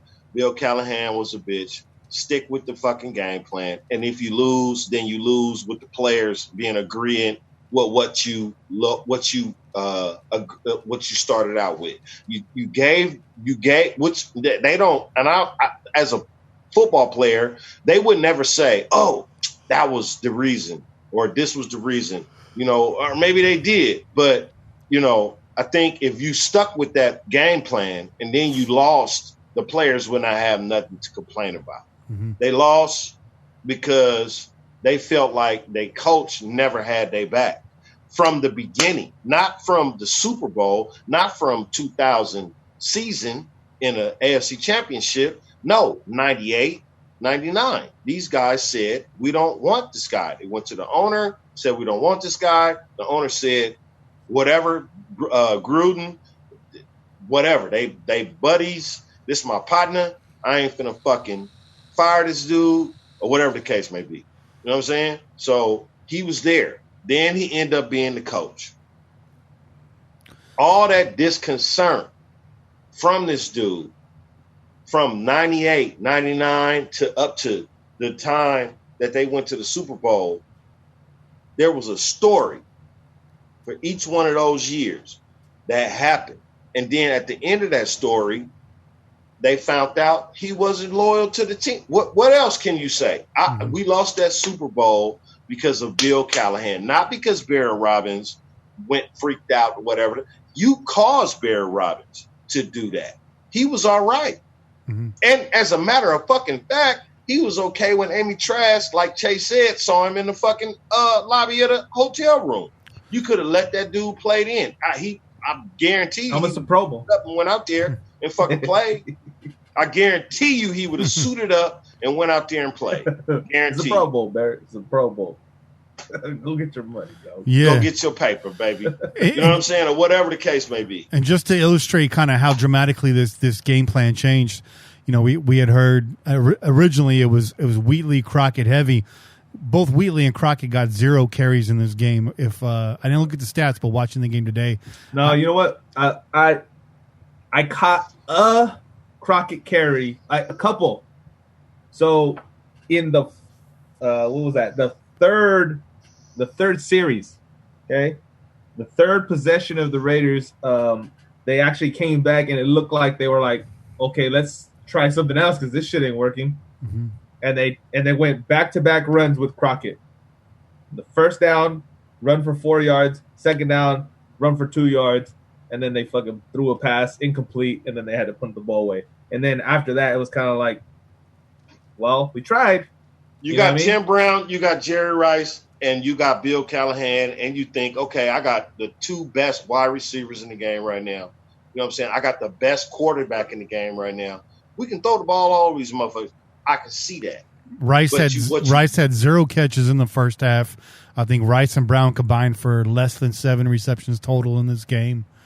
The interceptions and the dumb shit. Mm-hmm. I mean, how else can you? You know what? In the game plan, even though it was passing, it was a lot of there was a lot of passes. It was like it was like the complete opposite. It's like what Tim Brown described.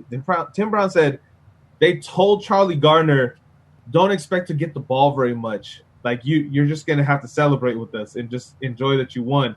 And then they did the complete opposite, and it was like a game plan all about Charlie Gardner. Run the ball with Charlie Gardner, throw outs, screen passes to Charlie Gardner, throw out to Charlie Gardner. It was like none of the passes were being thrown to the receivers, and when they were almost intercepted or fucking intercepted. Mm-hmm. And that was. But you know what though? Man.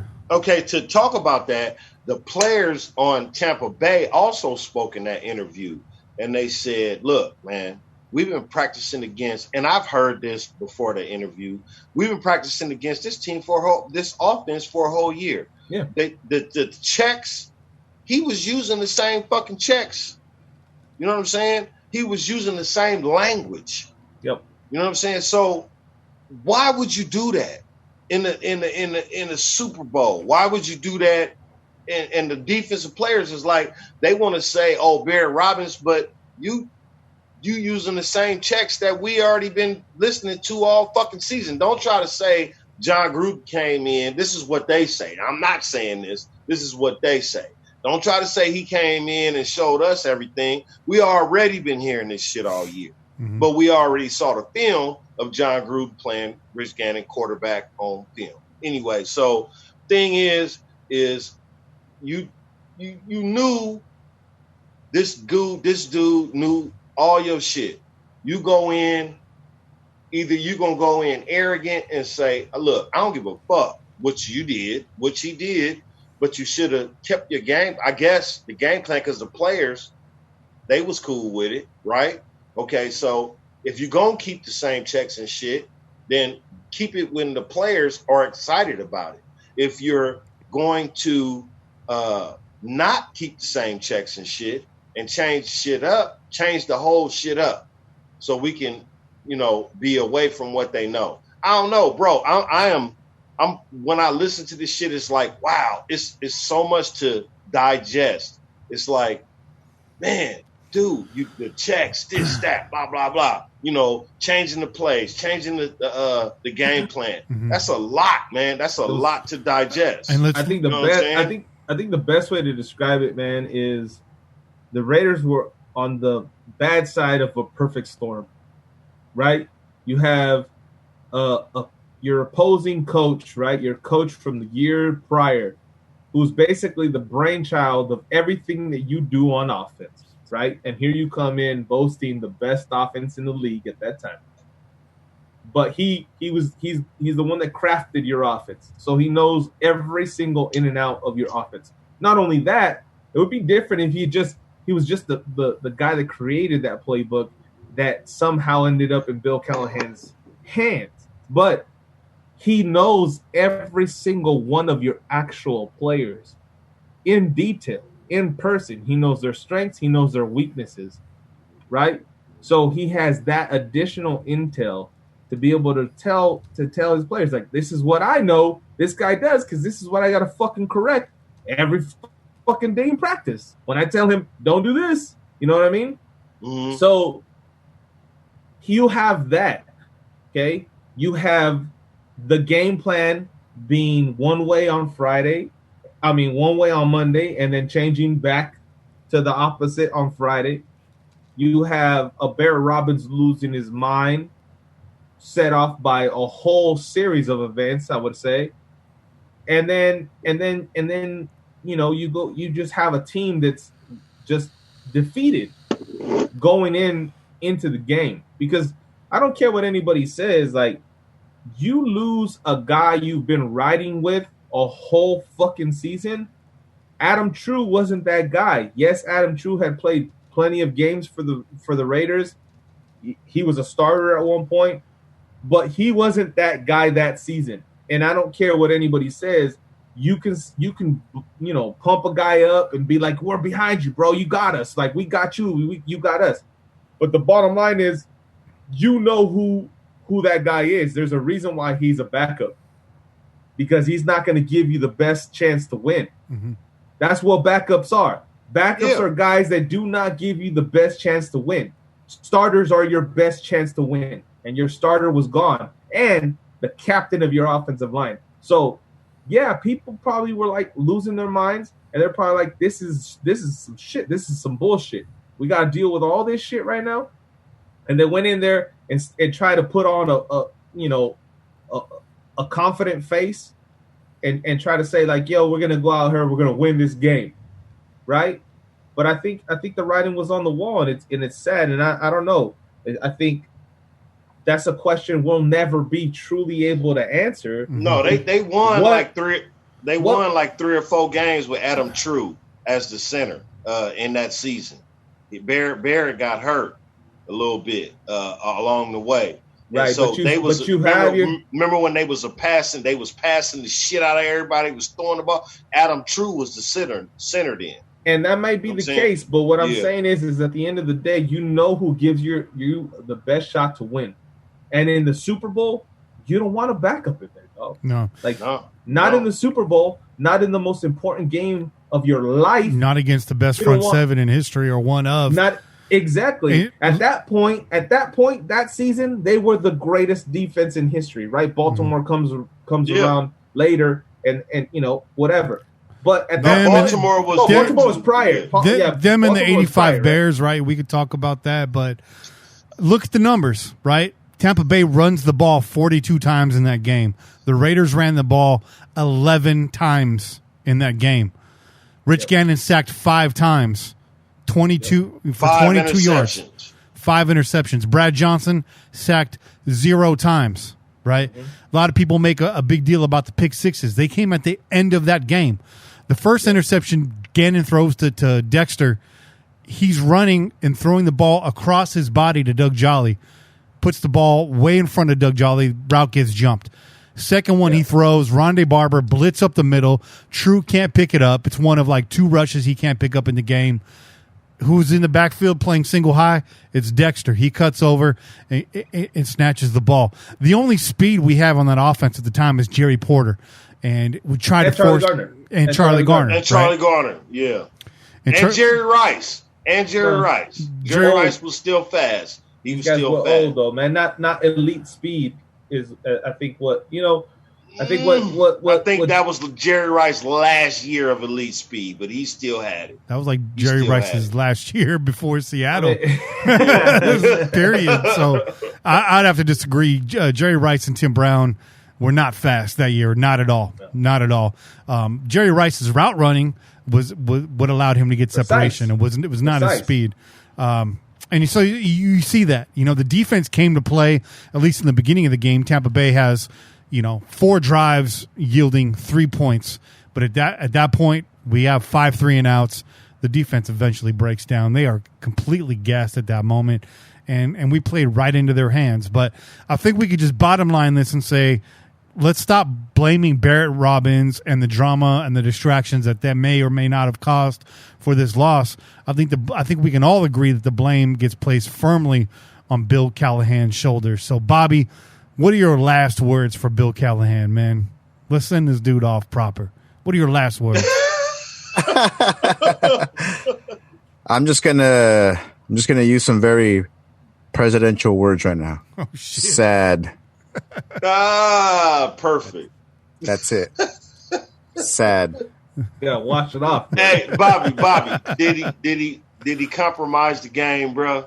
That's what we need yeah, to dude, hear that, most bro. definitely, bro. I mean, come on, dude.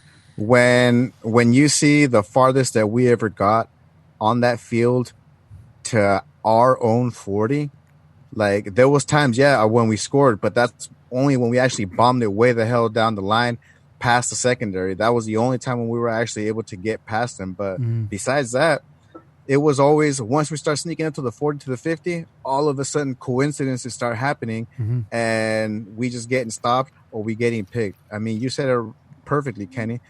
You just see dudes sitting there waiting, knowing where the ball's going to come, and then just jump the route. I saw it happen too many damn times, dude. That first pick six, there's 5 DBs on that play, all just reading Gannon, just playing zone, sitting back, watching Gannon. That's it. We had 58 yards in the first half to their 200, right? Regan Upshaw lived offsides in that game. How sick and tired of you were you from seeing Regan Upshaw getting flagged for offsides in that game, right? So you see this obvious BS, this coincidence that's happening the first half. You see it happening. My question is, why the fuck didn't you adjust to it? That's the thing that you're supposed to do. And that's what I'm talking about, my brother. What happened in that locker room at halftime? Why didn't y'all fucking change shit up? Like, this don't work. Been, you know what it should have been like? It should have been like in Varsity Blues, where they just told the coach, you stay here, we're going to go play. Yeah. Or you know what? Or you know what? Bill Callahan should have said, fucking Scrappy, go back to the fucking guide to a championship playbook. But you know what? Let's go back to that. But that's the problem, though, is that I don't think that there was anything left for Bill to say in that, right? At that point, the team was like, you fucking screwed us. I think in a lot of ways, they were like, you screwed us. Like, you set us up for fucking failure. Because, the playbook, the changes, but most importantly, Barret Robbins losing his fucking mind. And if more of the players were feeling the way Tim Brown felt, Tim Brown's like, that's what set this motherfucker off the deep end. Okay, maybe he wasn't all the way the fuck there to begin with, but this shit, you put this guy in the spot where now it's all on him to figure this shit out last minute. Yeah, you broke fucked Barret Robbins. You broke him. You fucking broke Barret Robbins. And you want to run heavy offense. You got Barret Robbins, who's like 325 pounds, versus Adam True, who's like 290 pounds. It's just a big difference. Kane, can you move your lighter? Because it looks like it's about 6 feet tall right now. It's blocking the camera. Sorry about that. Thank you. So anyways, I mean, that's it. We relived it. We all watched the game again for your pleasure. You can thank us later. Not ours. Not our pleasure. Let's do it. Surely not mine. Fuck. I don't even want to talk about this shit. Let's do a really quick update on the stadium.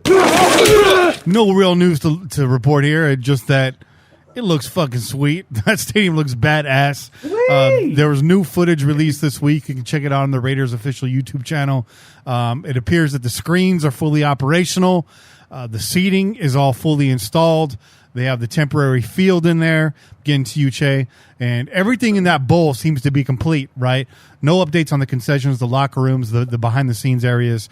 But that stadium looks about ready for game day. I don't foresee there being any problems, except for the fact that there may not be any fans there. But we talked about that last week. Before we take a break, Che, he's got another Che out of crack. It's already been cracked. Yeah, it's done been cracked. I couldn't help myself, man. I was getting thirsty over here. I was like, man, I'm just gonna have to jump into this. But this bad boy right here, this is coming at you from Creative Creature. Okay, Creative Creature Brewing Company. This is a hazy IPA, and it is called the Haze-cendence. Damn. All right.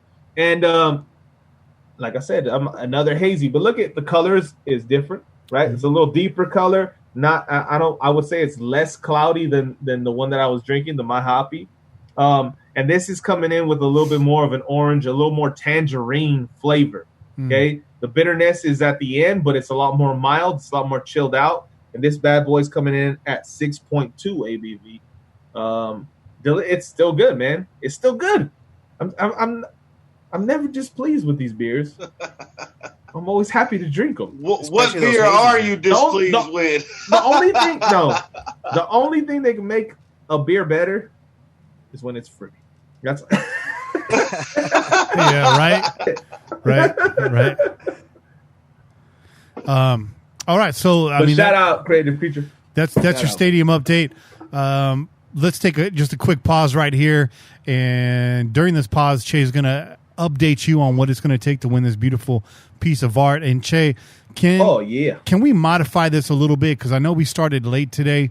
Can we somehow modify this for people that are watching on the replay? Right? I think so, man. I think that's fair. I think that's fair. But you know what? So here's before you do that. How many entries do we have right now? I'm not going to say. Well, I mean, that's going to take some work, dog. We don't have that kind of time on our hands in the middle of a show. It's one of those things we're going to have to wait and see. But I do know that Silky Slim, shout out Mike, already made his post and already hashtag PJ4F on Twitter. I saw it. Shout out to you. I see no hashtag. Silky. Silky Slim. But look it. So this is we're doing y'all a favor, man, because we're looking at the chat and it's a lot of the regs, which I would rather, in a lot of ways, they're deserving of it because they're here week in, week out. But this is the thing. We got this beautiful painting. A lot of hard work and hours went into this. This was not easy. You guys go on my IG, you guys saw the process. That is a very short-cutted process that I put out there for you guys. It did not happen that quickly, okay? It took a lot of time. But this beautiful Bo Jackson painting can be yours if you are tuned into the Pillaging podcast. And right now, the current rules were for you to be here live. Now, we're aware that some of you guys are in other parts of the world, and maybe that's not so easy. So to our boys like Damage that are out there, we don't want to cut them out of this contest. So this is what you can do. And I think this is a fair way to kind of add some of these people that maybe have no possibility of getting on here. And this is not to show that we don't appreciate everybody that is here live right now, but show that you are actually watching this live stream, okay? It is important to us that this live stream gets viewed because right now this live stream is allowing us to do some more things, providing us with a little bit of money, not a whole lot of money, but it's providing us with a little bit of money at this time that, as Kenny told you at the beginning of the show, is going to allow us to upgrade a lot of things that we want to be able to provide better content. Okay, the studio needs to be upgraded. Kenny's over there sweating in his tank top, right? And we need AC up in this place, man. Maybe we need to put some new insulation in this house too. It's 90 degrees, bro. So let me tell you something. Gilroy, California is no joke. Okay, the heat is for real. Okay, the heat is that's for Southern real. California. Yeah, Kenny. Kenny got that asbestos, man. That's why the house is so damn hot.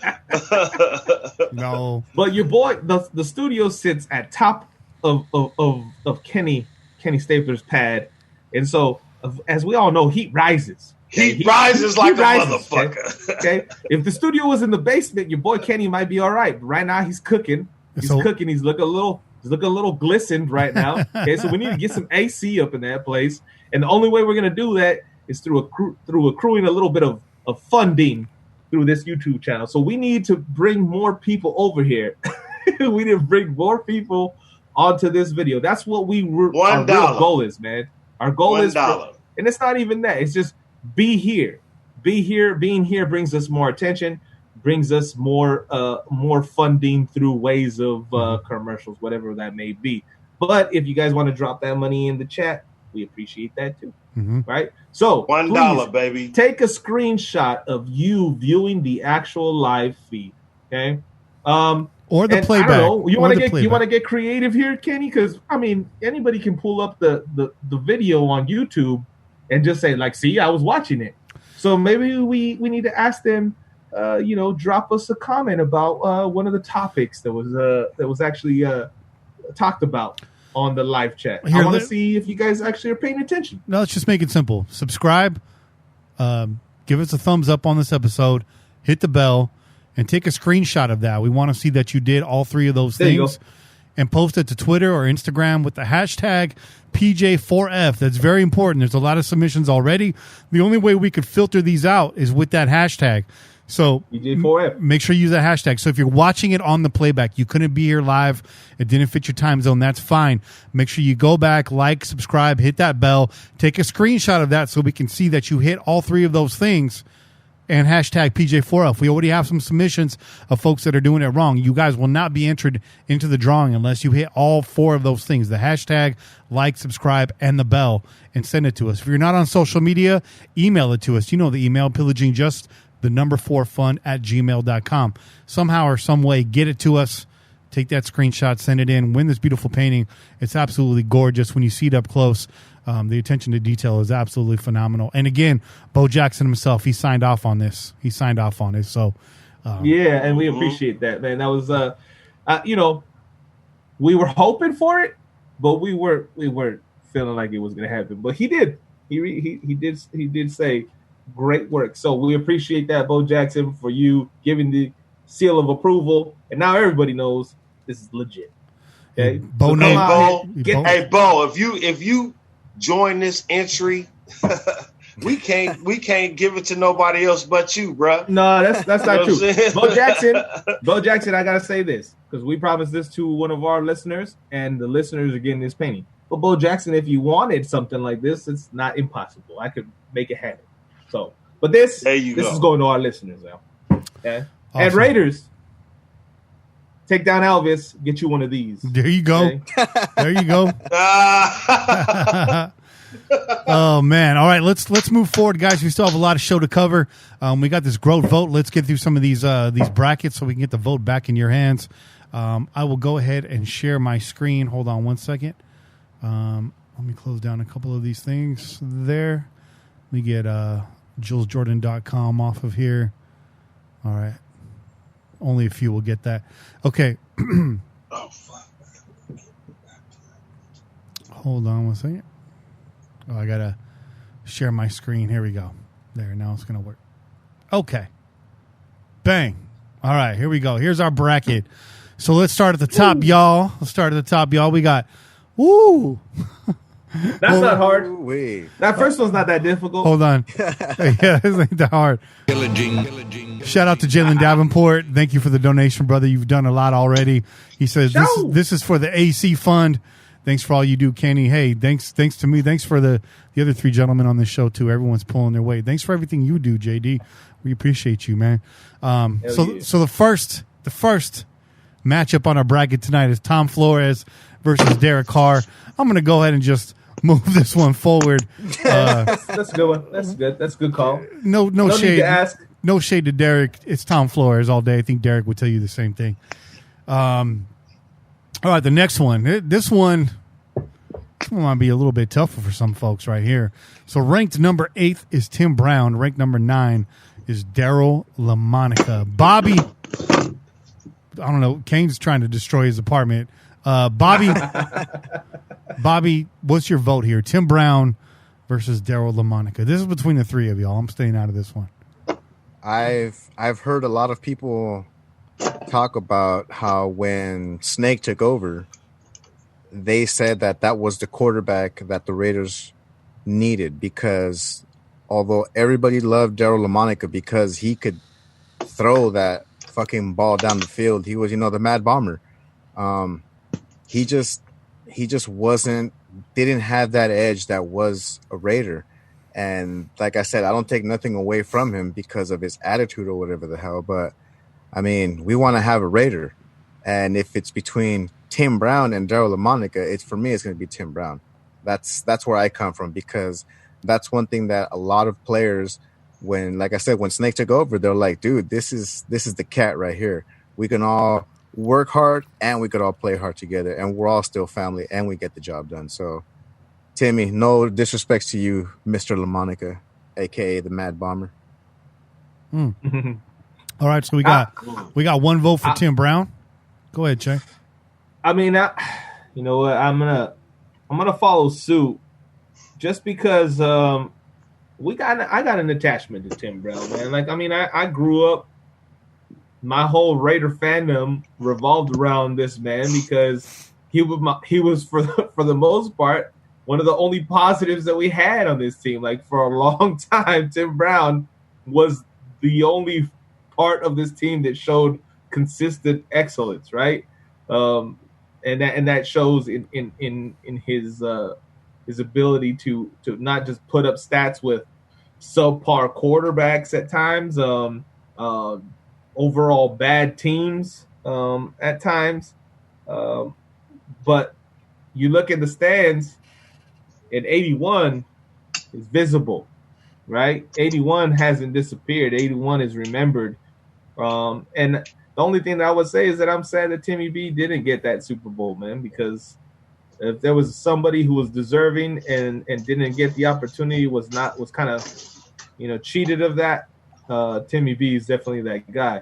That's no disrespect to Daryl LaMonica, though, because I was gonna look this up. I saw something about Daryl LaMonica's actual record, and his wins versus losses was very, very spread.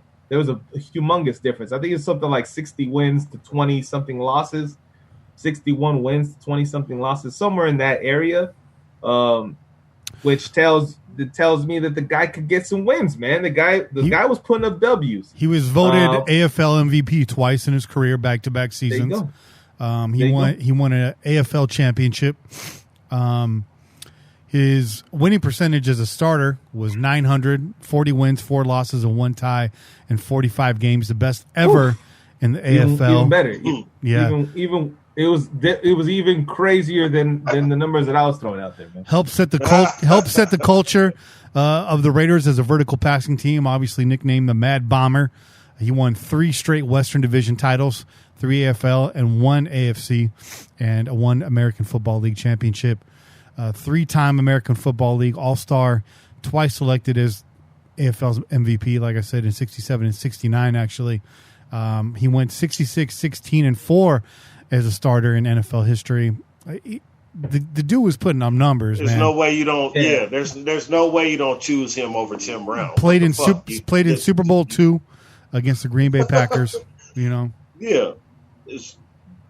And like doubt, I said, hands this down. is my vote. Like I said, my vote for Tim Brown comes from the fact that I'm an 80s baby, man. So, you saw what you saw, and you saw who helped you become a Raider fan. Okay, just like Bo Jackson. Bo Jackson wasn't a part of this team for very long. It was a very short-lived, but a lot of motherfuckers, I'm not going to say most, but a lot of motherfuckers are Raider fans because of Bo Jackson, okay? A lot of motherfuckers are fans of the Raiders because of Bo Jackson. Bo Jackson doesn't even enter into the categories of stats or leaders or anything like that for the Raiders. I beg to differ that. Well, that's because you're old. Hey, you're an older cat, Kane. We've already established that. You've been around, bro. You became a Raider fan long before Tim Brown and Bo Jackson were a part of the Raiders, and I respect that too. But there is a lot of motherfuckers like myself and Bobby that born and raised in the 80s, became Raider fans in the 80s, and you only know what you get to see. Right now we get to see a lot more. We got the internet at our hands and all that kind of stuff, but you still remember the moments that those players captured. And so for that reason, I lean towards Tim Brown, man. I'm sorry. What else can I say? I'm don't apologize. Most of the time, apologize. yeah. See, because most of the time, Kane, I ain't gonna deny it, bro. I usually go with the legends, man. The cats that basically set up the foundation. That's who I normally go with all the time. I'm not gonna lie, but at the same time, like Chet said, it's kind of also the cats that really got the attention of me at the time as well, of my fandom. And Tim Brown happens to be one of those guys. Like I said, ain't no disrespect to Daryl LaMonica. I mean, that cat, shit, fuck, can't you just say it, bro? Super Bowl II right there. They actually did something, man. But for me, it would have to be Tim Brown all day, bro. I gotta go with Daryl. I gotta go with LaMonica, man. State your case, Kane. I mean, you already outvoted, but state your case. I don't know why y'all think Tim Brown is somebody that could be better than Daryl LaMonica when he personifies what we are today. Without Daryl LaMonica, there could be no Tim Brown. The deep ball,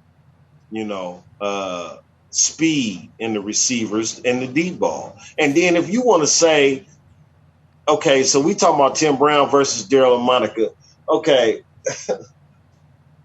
I'm going Daryl LaMonica, man. I'm not even going to start talking about the old school. Look, I'm going LaMonica.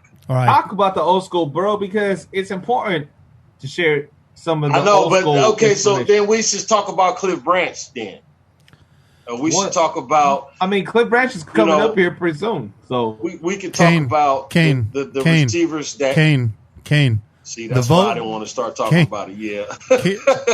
All right. I mean, Kane. The vote right now is Tim Brown versus Daryl LaMonica. It's not Tim Brown, Daryl LaMonica, and Cliff Branch. He comes along later in this bracket. We put it out there. Che gave his reasons. Bobby gave his reasons. You said Daryl LaMonica, and I don't know why. Just fuck it.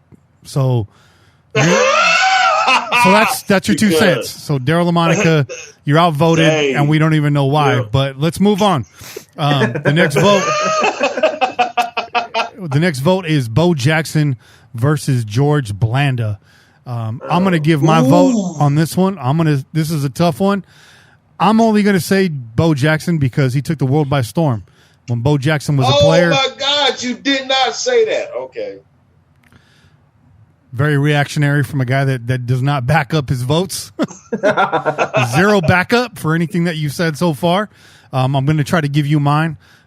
Bo Jackson, Che's right. He didn't have the stats compared to everyone else, but his stats, considering he was playing limited time and was considered the greatest athlete of all time when he was playing in 2 sports, is why he gets my vote.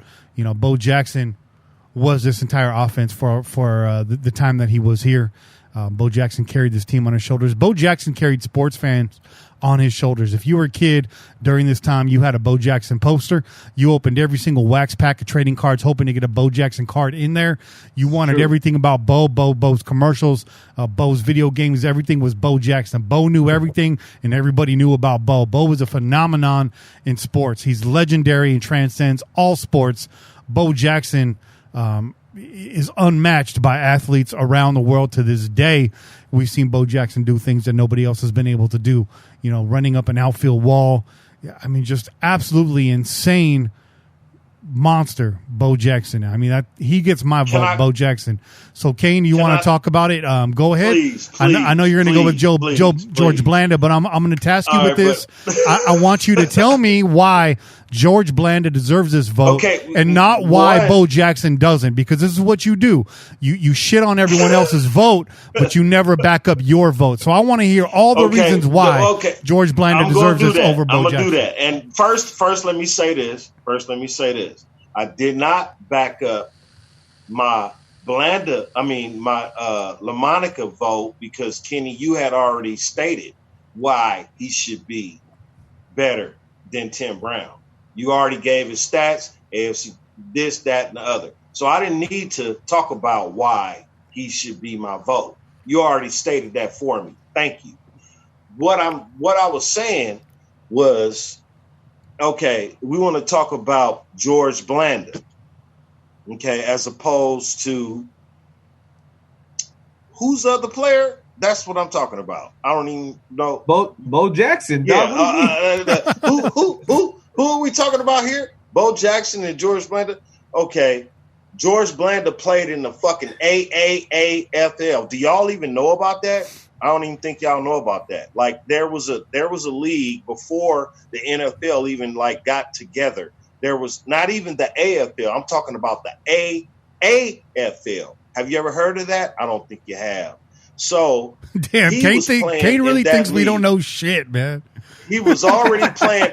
He was already playing in that league as he was already a star quarterback when he came here. You understand? So John, I'm gonna say it like this. Wasn't he like 47 when he got? Yep, and John Madden said it himself. John Madden said it himself. Yeah. There's only one player that has 15 plays, and if those 15 plays don't work, we don't win the game. How many times did those 15 plays work? Okay, Bo Jackson, he carried a team. Did we win a Super Bowl? Did we go to a playoff game? Was we even a good team? Then we went to a playoffs. We went to mini playoffs. Buffalo 4 times. Though 4 times Buffalo went to the Super Bowl. The Raiders was in the AFC Championship against them 3 of those times. Did we go to the Super Bowl with Bo Jackson? We didn't. So you're starting to look at players as what they did when they was on the team. Okay, so let's look at players with what they did when they was on the team. George Blanda won games and championships at 46 years old, 50 years old, was still winning games as a quarterback and a fucking kicker, too, not to mention. All right, Bo Jackson can play baseball, he can play football, but did he put the team on his back and take us to a Super Bowl?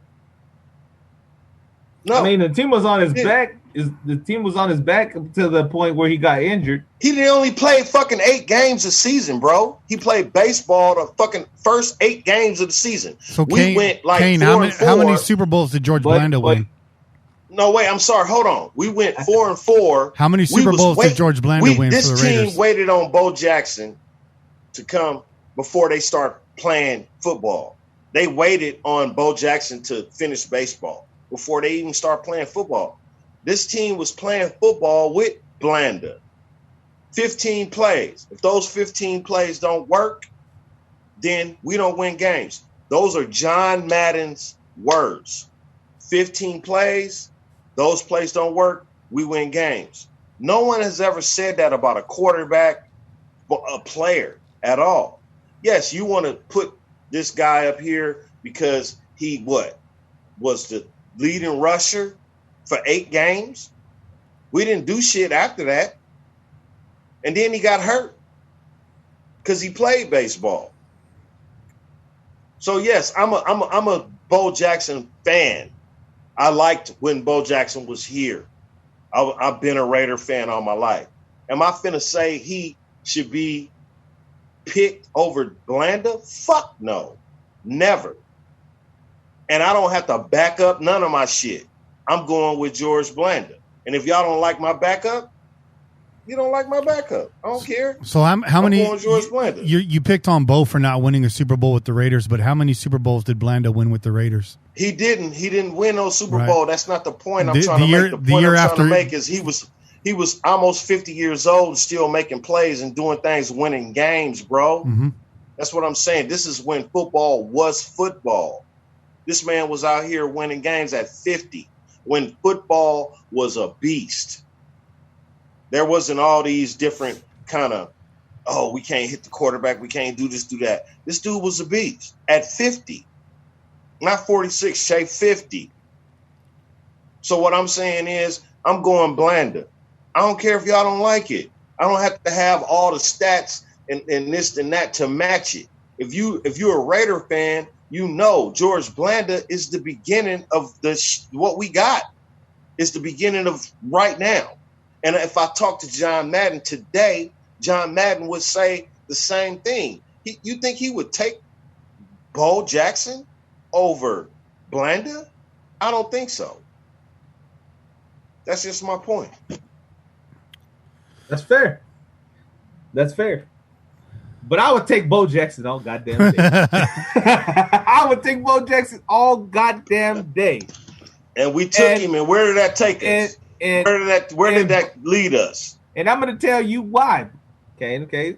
Because, as I stated before, for a lot of motherfuckers that were born around the 80s, Bo Jackson came to this team in the late 80s to 90s, right?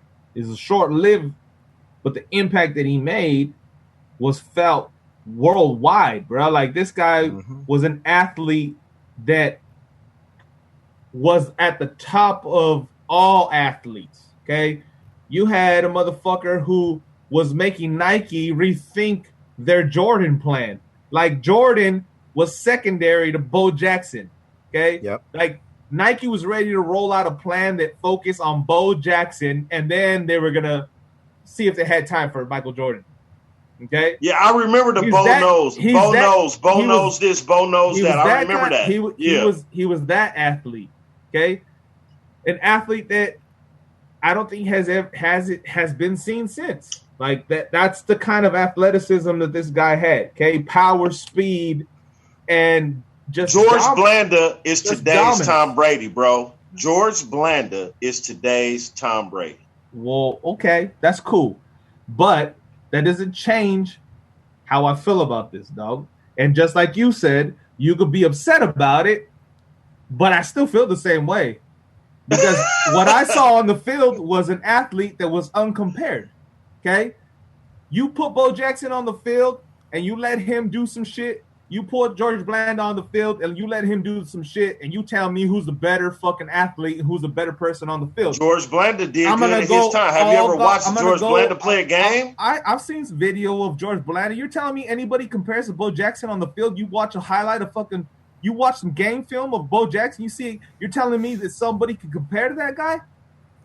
Hell no. I'm saying as a Raider.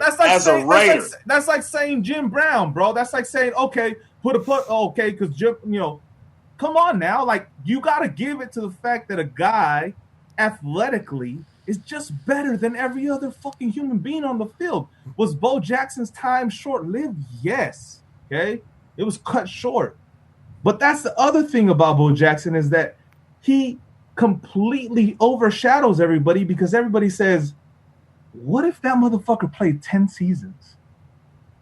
Would we even be having this conversation? Would we even be having a dispute? But he didn't, though. And as far as what we got out of him, kind of talent, though. I mean, shit, dude. Like Kane said, like Ches said, bro.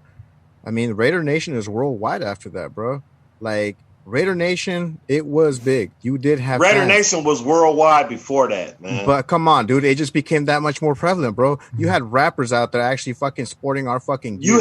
You already had Raider fans, bro. You had actors and you had people already supporting the Raiders prior to Bo Jackson even coming here.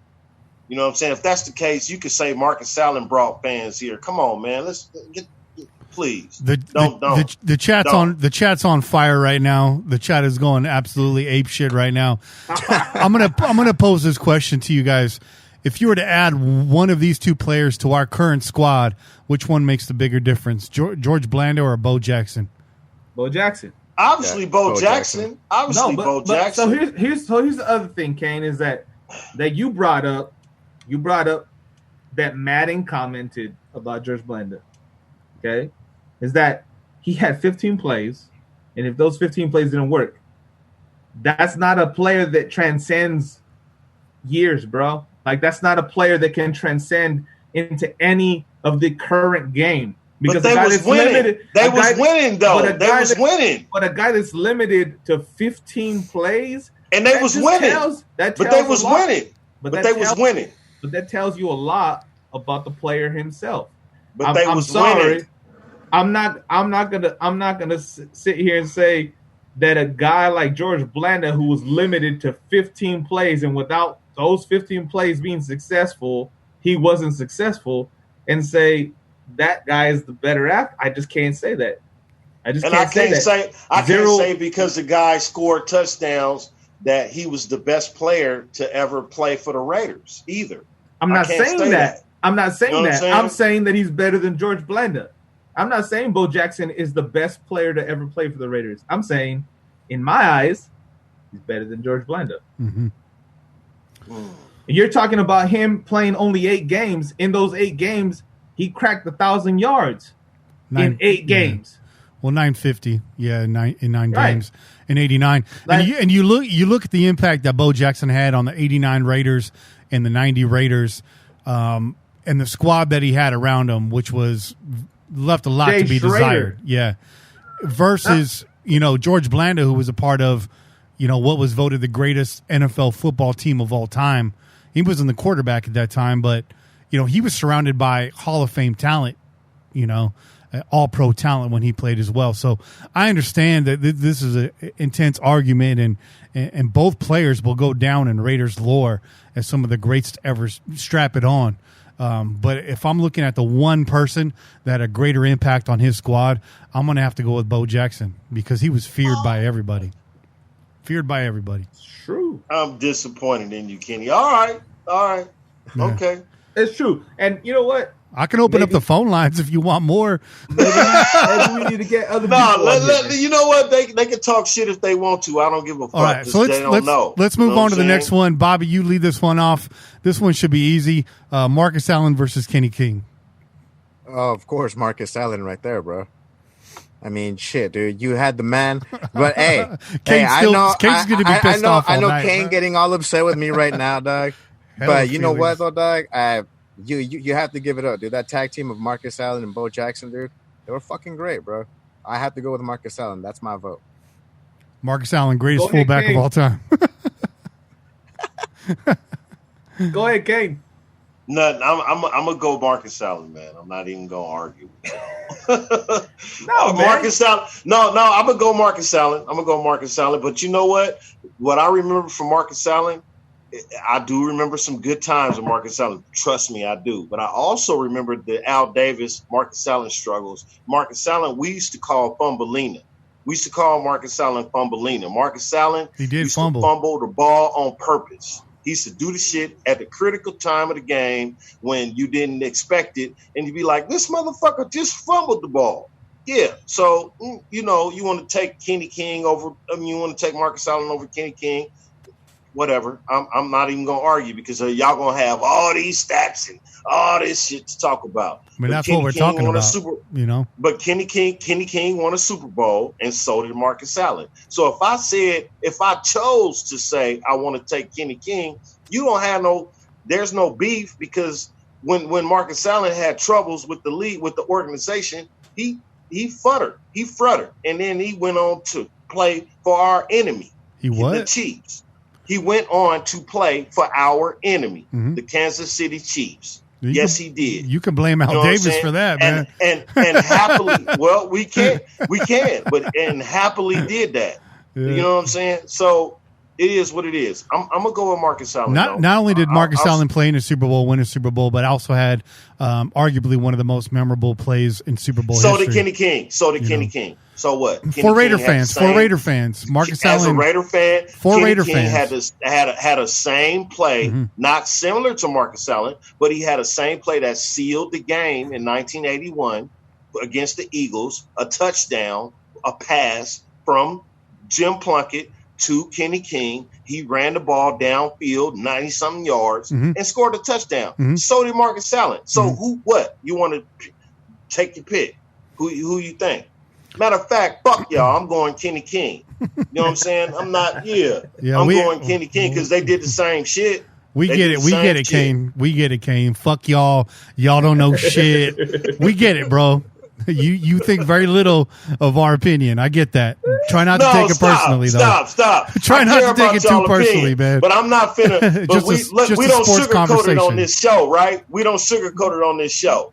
So one of us got to be different. If we all say Marcus Allen, then what? We just move on to the next player, or do y'all want to? You know what I'm saying? I'm going Kenny King because Kenny King made a play in the Super Bowl just like Marcus Allen did. That helped us win a fucking Super Bowl. So who do you really pick?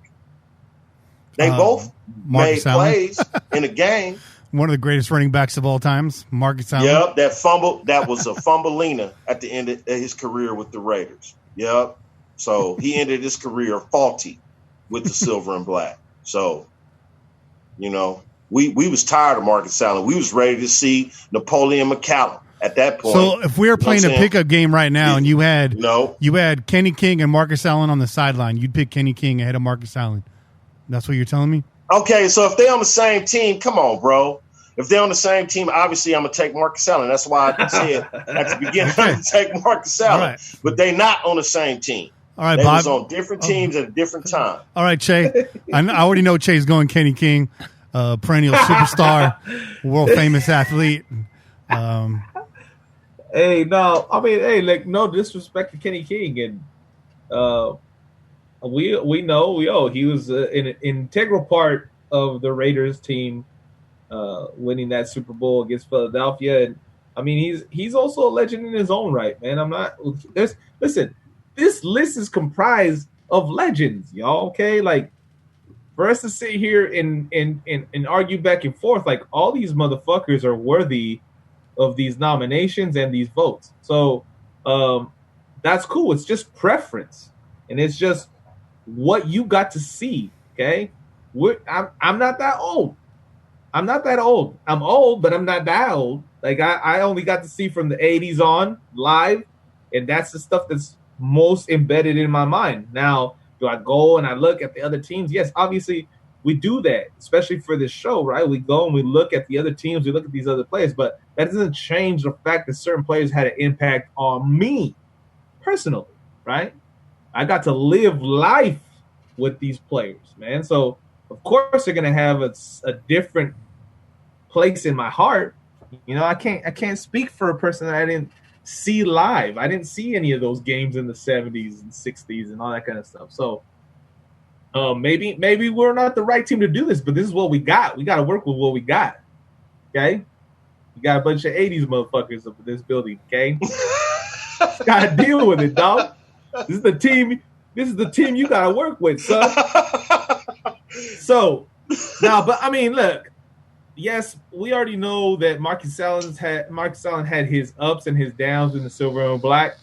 A lot of that downs part is you know, I think a lot of the fans from back then, they related to his gameplay, but at the same time, there's a lot of mind games going on between, you know, Al Davis and Marcus Allen. You know, basically saying you're not gonna fucking play running back no more, or you're gonna play fullback now, and kind of giving him the run around and not favoring him as much, and whatever can be said about that.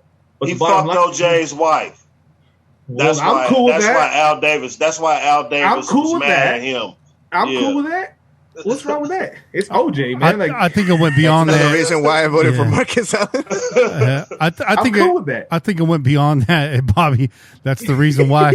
I think it went beyond that. I mean, OJ, man. Hey, Marcus Allen became bigger than the Raiders, as did John Gruden, and both had the same fate. You know, so and there you go. And I think and that's a flawed Al Davis. When we had John Kingdon on, when John Kingdon was on, a couple years back, he spoke on that. He actually spoke on that. Like that was something that the organization as a whole, the people that were involved in the organization at the time, didn't really truly understand. It was like one of those things like nobody can shine more than the Raiders. Okay, and as soon as individual players started to get a little bit more shine, a little more recognition individually for being these great players that they were, there was like a battle, like a pushback. Like, hey, slow your roll. Okay, slow your roll, John Gruden. I'll trade you. Traded, right? Marcus Allen was LA at that time. He was USC. He was LA. And John Gruden. That fed more into it. Al Davis didn't want to draft him. That fed more into it. And that fed more into it. Yeah. Exactly. And so, but look at, man, all you got to do is look at Marcus's numbers and people, like you said, Kane, people were done with Marcus and they thought, you know, his career's over. Get rid of this dude. He's a chump, blah, blah, blah. And then he goes on to KC, which, yes, we don't love to remember that. But how many times did that motherfucker kill us when he did come back and play? That's why I'm scoring touchdowns. I'm cool on Marcus. But the bottom line was this: is it was the proof that we should not have let him go because he had plenty more miles to go, and all those stats could have been Raider stats. Let's say that. All those stats that ended up with KC, all those touchdowns that ended up with KC, those could have been Raider touchdowns. All right, so you can't. When I went I went and visited the Hall of Fame, and Marcus Allen, when he retired, I went the year he retired as a Chief and a Raider. So I went to the Hall of Fame, and I bought a football. I don't even know where that motherfucker is now, but the football had Marcus Allen. It had Marcus Allen on it, and then it had Raiders, Chiefs. I was so embarrassed about that shit. Like, dude, you went into the Hall of Fame as a Chief? Fuck you. You didn't do nothing as a Chief. You was a Raider. So no, I'm cool. I'm going Kenny King. Fuck Marcus Allen. So you know what I'm saying? The real reason for pushing Bo and Marcus through is you can see now in this second round, we got a matchup, Bo Jackson versus Marcus Allen, and that's going to be a hell of a conversation. And to let you in on a little something too, Ken, I'm actually going to use that argument for that Bo and Marcus Allen head to head. There you go. I'm just gonna say it right now. That's actually one of my biggest things. So bam. And we'll have Nicole Brown's family officiate that conversation. Too soon? Is that bad? All right, let's move along. All right, Kenny, that was bad. You guys get a little bit of that Kenny from the crow's nest right now. It's Kenny from the drink tank, bro. Okay, let's move on to the next one. Kane, we'll have you lead this one off so you can come in completely uninfluenced by anybody else's vote. How about that? Jim Plunkett ranked 6th versus Todd Christensen ranked number 11. Who do you got, Christensen or Plunkett? Why would you give me that one? And real quick, shout out to Damage. Damage, thanks for the Euros. Appreciate you. Pillaging. I'm going to have to go Plunkett. Okay. Plunkett won. Fuck. Is this where I go? Yeah. Is that where? Yeah, I'm going. I'm going to have to go Plunkett. It's really hard, man. I want to say Christensen. I do, because you know Shay's going to say Christensen. These is guys I grew up watching playing, and I hate they being dissed like this. Mm-hmm. But then you got two guys from the same era. Yeah. So you got to give Jimmy something, man. I'm gonna go Plunkett. Bobby, what do you got? Yeah, man. I mean, Todd Christensen has 2 Super Bowls. So does Jim Plunkett. He does have the accolades, but so does Jim Plunkett. You know, Kane just said they from the same crew. They ran, next to each other. But I gotta give it to the homie, dog. I gotta give it to Jim Plunkett, man, because that cat made me proud, dog. Him and Tom Flores, dog. Y'all know what I'm talking about. Because this is for the raza, that's what. Fuck yeah, bro. All right, hit that Kid Frost. Wait, we didn't get the okay, bro, from their people, man. Damn. So let me throw my vote in there. Jim Plunkett is probably one of my favorite Raiders of all time. But he was only a Raider for a short period, and he was hot trash when he played for New England, and he was hot trash when he played for the 49ers. But he did come in as an underdog, got a start after Pastorini went down, took this team as a wild card to this second Super Bowl championship. And, I would have to give this to Todd Christensen as a Raider for much longer, as an impact player, as a Pro Bowler. Todd, and I think Angry has said it best. Plunkett is the easy answer, but it's the wrong answer. And but I'm not gonna argue, guys, because I'm happy with both of these guys moving on. And it's tough that they're both against each other. Raider Roo's probably pissed off right now. Todd Christensen, Angry right here, says that Todd was a lifelong Raider and was the first tight end in the NFL history to hit 3 1,000-yard seasons in 4 years and missed the third year by only 17 yards by one play, basically. So, I'd say Todd Christensen redefined the tight end position in the NFL. He is the reason why tight ends are what they are today, in my opinion. So my vote is for Todd, but I'm not mad that we're pushing Jim Plunkett through. And listen, man, and top it off, Todd Christensen had the sweet hair, bro. Yeah, like, he had that boof. Yeah, that shit it was just flowing, bro. That shit, the Kentucky waterfalls were flowing down the back. It was curly. He had that Pat Riley in the front and fucking Party in the back, dog. Like he was raw. That was that Tennessee tuxedo, bro. That Tennessee tuxedo, bro. Yeah, man. I'm not mad because you know what, Jim Plunkett needs something, man. He needs something. They're not going to give him the gold jacket, so I'm not mad right here. I know Raider Roo is steaming right now, though. Raider Roo is probably steaming right now. All right, so let's go to the next one. This one should be easy. I keep saying that. Ken Stabler versus Mark Van Egan. Che, what you got? I mean, I got the snake, bro. Come on now. This is the legend of legends, bro. Like, this is the legend of legends, bro. We were just talking about Barret Robbins drinking and being plastered and stuff and not being able to show up to the Super Bowl. This motherfucker showed up. Like, this motherfucker showed up no matter what.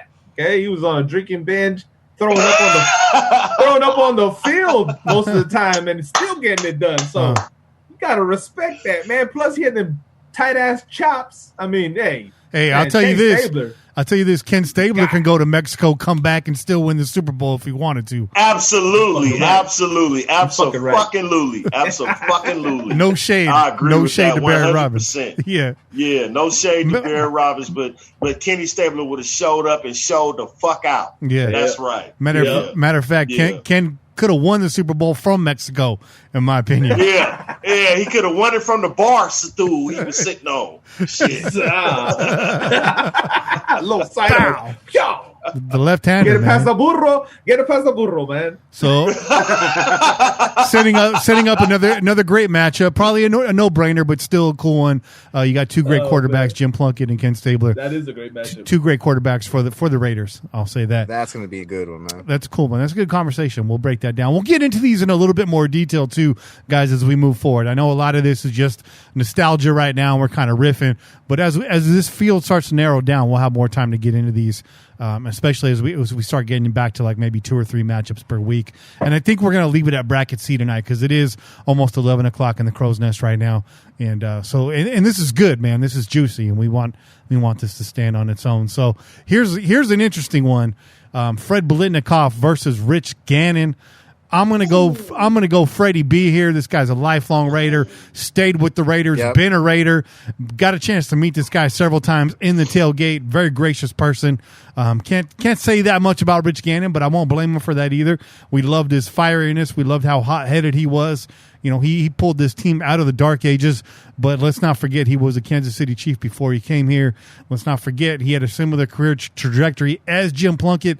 Wasn't great until he got to the Raiders, but still came up short in a game that, in my opinion, he should have taken the reins in Super Bowl 37, turned, gave that bird to Callahan and said, fuck you. He did it many times to Gruden, didn't do it to Callahan in that game when he should have, and probably had the smarts, had the leadership, had the respect from his team that he could have taken the reins in that game and shifted the focus to it and maybe changed the outcome. We don't know, but he didn't do that. When it counted the most, he kind of rolled over, in my opinion. So that's my vote here. Who's next, man? Who wants to get in on this vote? Freddie B versus Rich Gannon. I'll go next. I'm gonna go Freddie B too. Obviously Freddie B, Super Bowl winning champion, legend, one of the greatest Raider receivers of all time. Famous for his use of stickum. Mm-hmm. Didn't drop a motherfucking pass. It would stick to his shirt. It would stick to his goddamn shirt. Okay, that ball would still be there on the next series too, bro. Hey, man, if it ain't broke, don't fix it, and if it ain't illegal, use it, dog. Hey, you gotta do what you gotta do, bro. Okay, Freddie B, man, shout out. But listen, Rich Gannon, I would say this, and I'm gonna go the opposite direction here, Jenny, because you're saying like he should have taken the reins, and he should have said, "Yo, fuck you, I'm gonna go a different route." And I think, yes, obviously as a fan that suffered through that loss, I agree with you. But in a lot of ways, I think Rich Gannon said, "No, fuck you. I'm gonna show you that I'm that good," and it came back to bite him. I think a little bit of ego got in the way of Rich Gannon during that game too, because he said, Bro. "You know what? I'm hearing these motherfuckers say my oddballs. Well, fuck you. I'm still gonna make this pass." Like there's a lot to be said about that in football too. Like sometimes, you know, you gotta cut that ego down and do what's better for the team, and sometimes that ego gets in the way. I mean, we saw that. We've seen that with plenty of players. Yeah, man. We've seen that with AB most recently. That ego was unstoppable. It's so unstoppable that it burned his ass up, and I think a little bit of that played into this Super Bowl loss for Rich. I think he said, "Fuck it, I'm not afraid, and I'm going to go out there and I'm going to show you that I am the MVP." And he came back to bite him too. So, you know, bro, he didn't take his helmet off once during that game, bro. He stayed with that helmet on. It was on the entire time. Yeah, it was on the entire time. Looking real mad. What's funny about that is what Chase said. You know, his ego, and I believe that. But I also believe that he was just a team player. You know, so this is what we're gonna do. This is what we're gonna do. You know what I'm saying? And he tried his best as a quarterback of the team to be that guy in that moment. He was that guy prior to that moment. So yeah, why wouldn't he think I could be that guy? You know what I'm saying? But I'm not gonna. At this point, I'm gonna go Biletnikoff. Got to, man. They were putting Stickum in the Gatorade, bro. They were all about that shit, bro. Biletnikoff. They want to make sure oxygen got stuck to their lungs. Oh, that's why. Hey, remember, dude, that Stickum was part of the uniform, so it was cool. If nothing else, I'm gonna go Biletnikoff because Biletnikoff is still a Raider. Yep. You know, he's still a Raider. I just took a picture with this dude 6 months ago. You know what I'm saying? Yep. So, I got to go Biletnikoff without a doubt. Without a fucking doubt. Like Dre said, still. Freddie B. So this last matchup, Cliff Branch versus Charlie Garner. Hey guys, let's just move Cliff Branch on. Freddie B versus Cliff Branch in the next round, right? Yeah, pretty much. Right? Speed kills. I mean, how the fuck are you gonna beat that? So let's recap this. What we got Tom Flores versus Tim Brown. We got Bo Jackson versus Marcus Allen. We got Jim Plunkett versus Ken Stabler, and we got Freddie B versus Cliff Branch. Wow, that's a round. Amazing. That's a round. Yeah, hell yeah. Someone's gonna die on that episode, bro. One of us ain't gonna be here no more, bro. Someone's gonna die for that vote. That's a hungry man dinner right there, bro. Every conversation right there. Hey, everybody that's been complaining about the voting and everything like that, it's coming down to some hard decisions here. Hey, feelings are gonna get hurt, bro. Feelings are gonna get hurt. Yeah. You know? It's coming down to a point where now you about to be pissed at these picks. You know what I'm saying? Let's wrap this, including everybody on this panel. Right. Shit. Well, that's why after this round, we're getting out of the way. We're going to let the fans vote because there's no way that we're going to come to an agreement on some of these by ourselves. We'll just let the numbers do it, and if it's close, we'll do that. Che, go ahead, dip out, man. But if we try, bro, we could just talk about one thing the entire 3 hours, bro. Yeah. Right. Straight out, bro. Right. It's true, man. I mean, come on, Freddie B, Cliff Branch. That's just a hell no, dude. Yeah. How are you going to even You're just choose? walking into a trap right there. I don't even know how to pick one of the two already. I'm gonna have to go look in stats and shit. I'm gonna have to become a person that I'm not, a stat guy. we're gonna have to put names in a hat, man, or a dartboard or something. Let's wrap this up with one more segment. Che had to go see a man about a horse. He'll be back soon. It's a lot of beer. You know, handle it, bro. Break the seal. Do what you got to do. We're not going to talk about the Jadaveon Clowney thing because the Raiders lowballed him. Man had 3 sacks last year, and that was a comeback season for him. So I think he's not worth $21 million. I'm just going to leave that right there. Let's talk about. If that's the case, you should have paid fucking Khalil Mack. Right. Exactly. I mean, that's enough said, right? Enough said. Yeah. Kane put the nail in the coffin with that comment right there. That's 100%. let's talk real quick about Henry Ruggs' Madden ratings, which were delivered to him by Ocho Cinco this past week. Actually got the full ratings for him, and I think there's at least one other Raider on that list. So let me open that up right here. First of all, the one thing that everyone's talking about, Henry Ruggs got the 98 speed rating. He's the second fastest player in the game behind Tyreek Hill, and he hasn't even stepped on the field yet.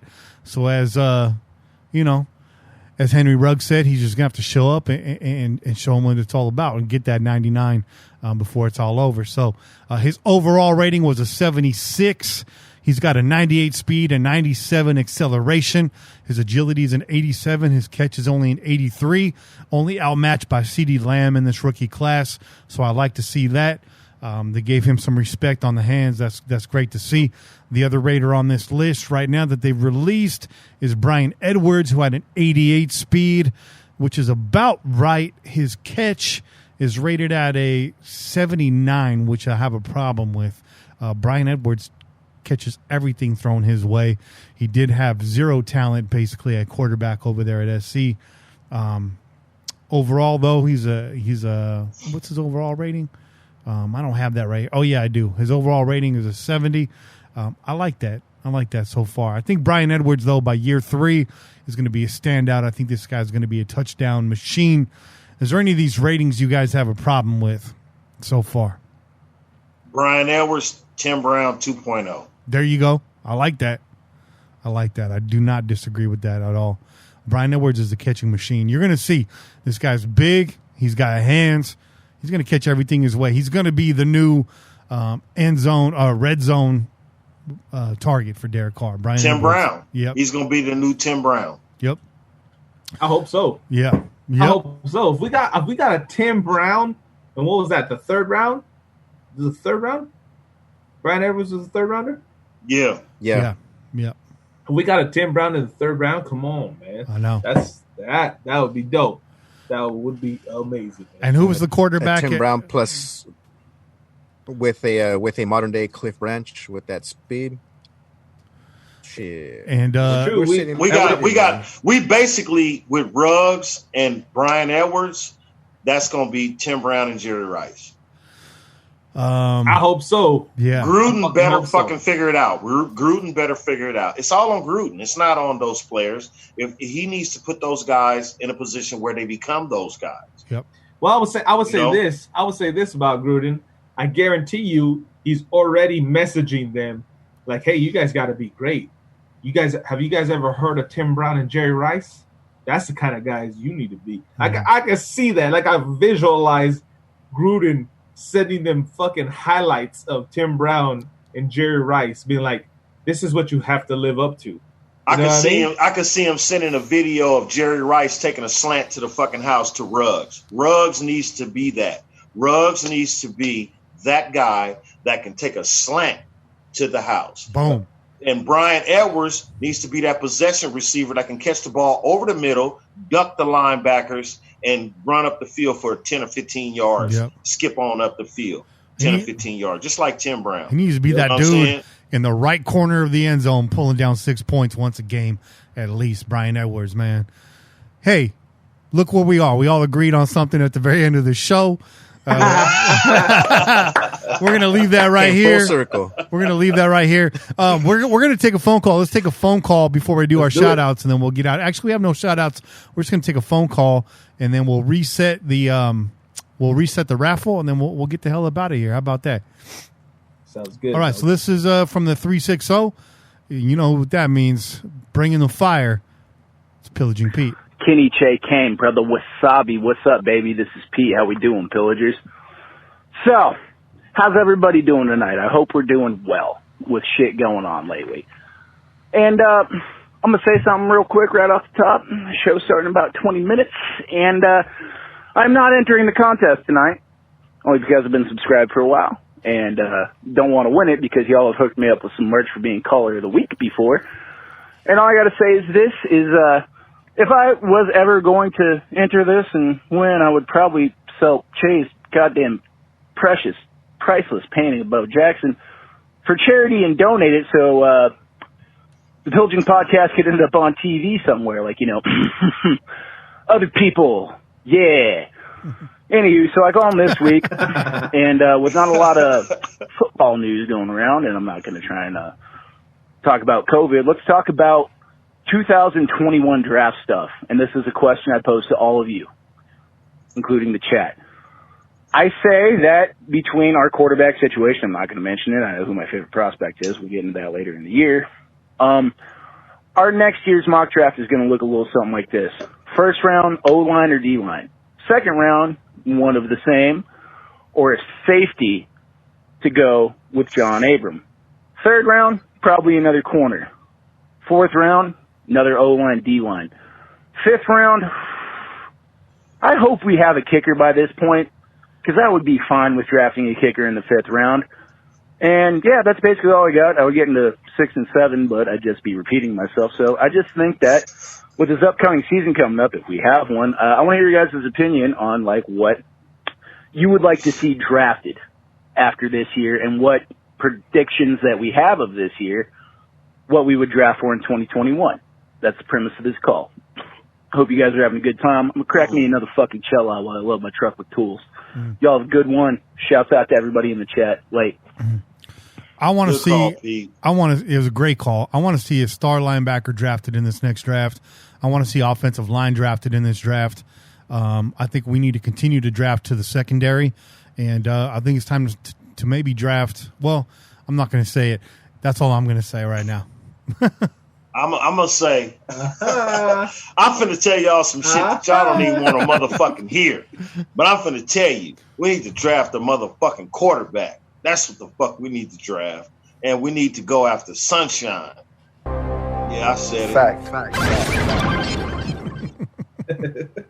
Shit. Oh, man. If we don't go after him, I don't got no other choice because our team is built, except we need a quarterback. Mm-hmm. Y'all don't like that, do y'all? Some people there's are nothing mad. wrong with being prepared, man. That's why, dude. To look like that and to try to, prepare for the future, it's always good because you never know. And especially this nowadays where, someone could go down because of a cough. It's more important to actually, try to set that up, set it up right as well. I mean, who's going to take over when Mariota goes down? You know what I'm saying? Hey, it's gonna happen, man. These motherfuckers. I'm so tired of talking bad about Carr, but I'm not gonna stop talking bad about Carr. This is why we're the most. This is why we're the most hated and appreciated. Big facts. Yeah, I'd like to see us draft offensive line though. I definitely like to see a young linebacker in there. We need more of that. The chat's saying DT. I think it depends if Gunther's still going to be here, but I don't know that DT is coveted in his scheme considering, what they're responsible for. We have two what are looking like top tier defensive ends right now, and I think they're going to plug and play defensive tackles as we move along with vets and big guys coming in. But I wouldn't be mad at that either if we can get a guy up in there. And but I think they're happy with Jonathan Hankins too. I think Hankins is in there. Yeah, as a big body. We still have to see, what Hall and Hurst are going to do. I don't know that Hall is ever going to be an elite player, but Hurst definitely has the tools to do so. We saw him making waves last year. So, let's see what happens there on the defensive line. There's a lot of competition on the defensive line this year. So I don't look at it as a position of need, but definitely linebacker. There's still going to be holes there. And I'm a firm believer, and I've seen it with the Raiders. I'm just saying defensive back, they're going to stay drafting defensive backs every single year. We always have, we always will. So I'm just saying that because it's going to happen. You know what I mean? But wide receiver looks like a lock right now. I think, depending on what you see out of Derek this year, regardless, wouldn't be mad to see his draft a quarterback. Obviously, if they go out there and get Sunshine, that's going to take a lot of collateral to make that move. So that's going to be interesting to see what they're willing to do if they want to go there. But, you keep taking shots at quarterback regardless. It's never the wrong year to take a quarterback, in my opinion, even if you're just drafting for a backup role. So, those are our thoughts, me and Kane. Bobby, Che, you have anything else you want to add to that conversation?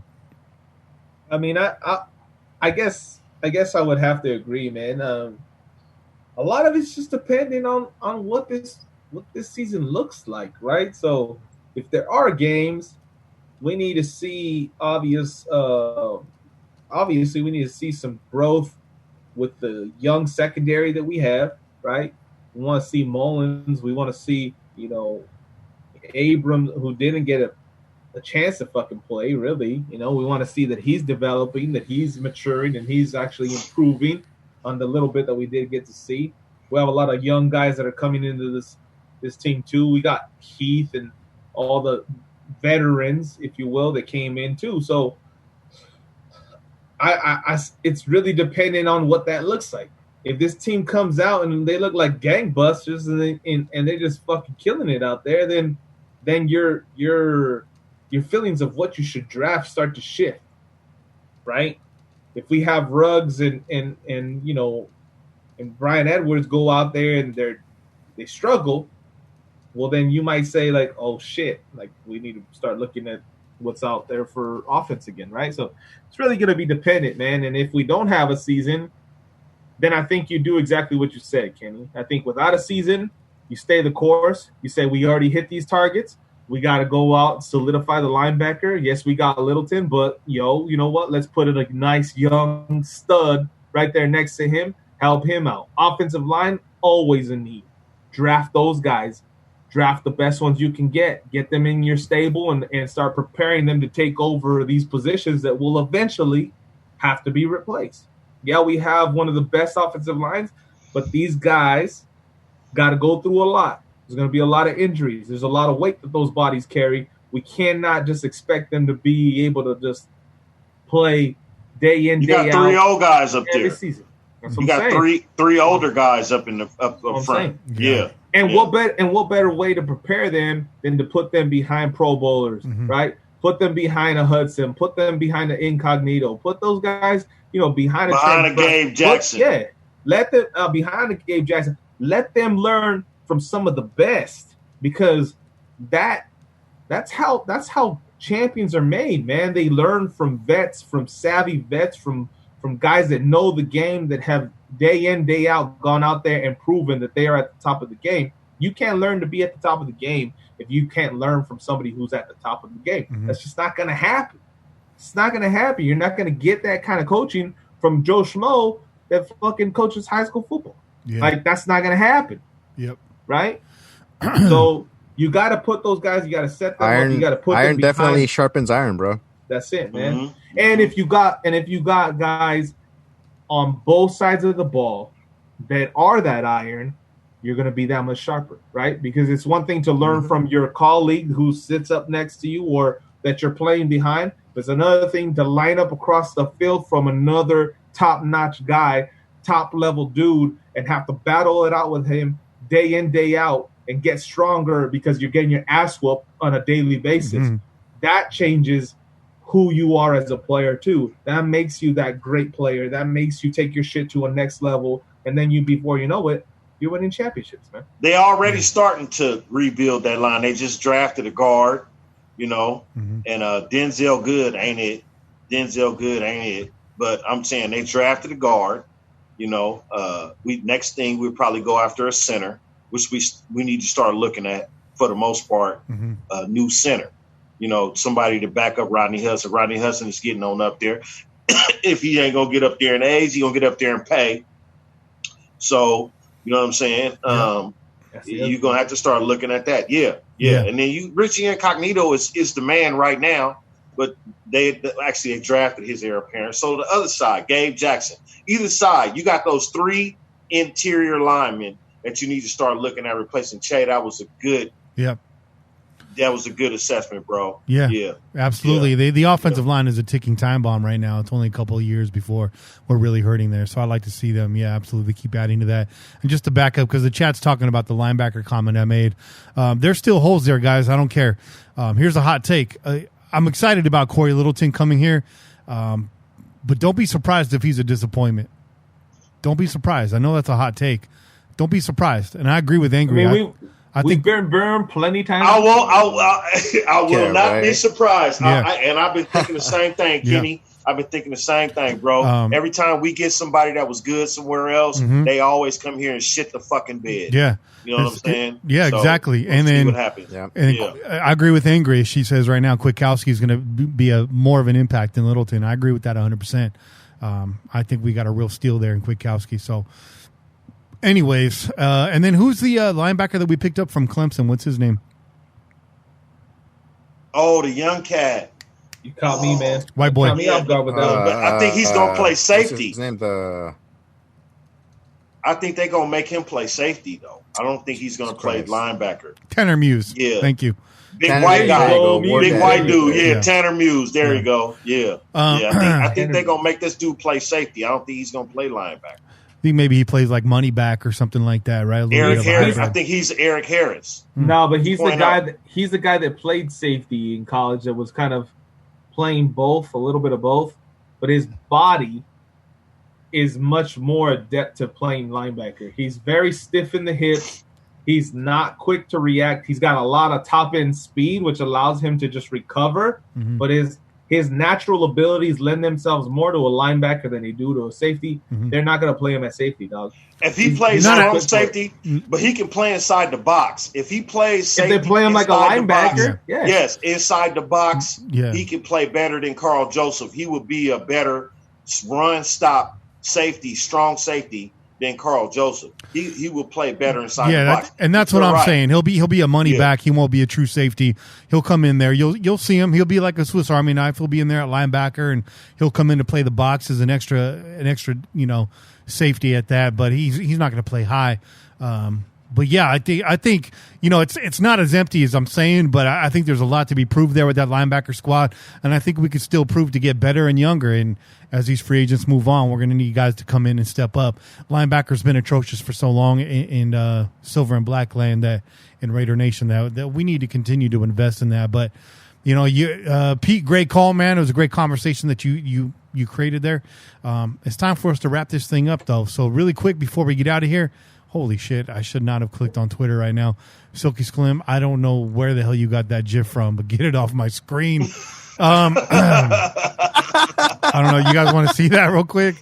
Oh, man. Yeah. Put it up. Put it up. You already mentioned it, bro. Bro. I don't even know what that is. Okay. Oh, man, what's going on? So really quick, make sure you, if you didn't make it to the live feed, we're gonna extend this. You want to win this Bo Jackson portrait, a one-of-a-kind original by Che. This is not a print. This is the actual canvas right here. You need to like this episode. You need to subscribe to us on YouTube. You need to enable notifications, hit that bell. You need to take a screenshot showing us that you did that and send it to us using the hashtag PJ4F. Pretty easy. If you don't have social media, make one. If you don't want to, email it to us, pillaging just the number 4 fun@gmail.com. Also, you can find that email in the contact section of pj4f.com. So that's all I got to say about There you that. go. Shout out to everybody that joined us in the chat tonight. It's been good to be here back-to-back weeks. I know it's been kind of funky this offseason for us. Thanks for hanging in there, y'all. I know it's late for some of you guys. Kane, Bobby, Che, hell of a show, guys. Yeah. Hell of a show. Always a pleasure Kill it, being guys. with my brothers. Yes. I Hell swear yeah. to God, I look forward to this shit. You know what I'm saying? For As sure. a matter of motherfucking fact, I don't even drink during the day until I'm ready to get on with y'all, man. You know what I'm saying? It's good. It's good. Like y'all ready to end the show? Fuck, I could talk all night about Hey. football. Well, don't go anywhere. I'm so sick of talking about COVID-19 and politics Hey. and red and blue and Donald Trump. Facts. That when I come on here and all we talking about is football and football facts, Mhm. bro, my life is content. It's Agreed. like a bipolar Barret Robbins. It's like I'm in my happy space, motherfucker. Let's do it. You know what I'm saying? The good Yeah. side of the bipolar Barret Robbins. Yeah, for The happy real. side. Yeah, the happy side, The man. happy side, You know what I'm yeah. saying? Hey, it has been awesome. So, y'all, make sure you hit that thumb and smash that subscribe button. If the Raiders have ever led you to drink more than you needed to, hit that subscribe button. All right. Ooh, we should have a lot of subscriptions. Hit that subscribe button if you've had to get carried out of the Coliseum before. Shit. Hit that subscription. hit that If subscribe you was button. at the motherfucking Kansas City Chiefs game on Monday night when Andre Rison stole the game from us at the last minute, hit that subscribe button, baby. You know what I'm saying? Hey, Because I was there. hit that subscribe button. Hit that subscribe button if you've ever threatened anybody after a loss. If Andre Should hit that button twice. if you ever accepted a fake check from Andre Rison, hit that subscribe button.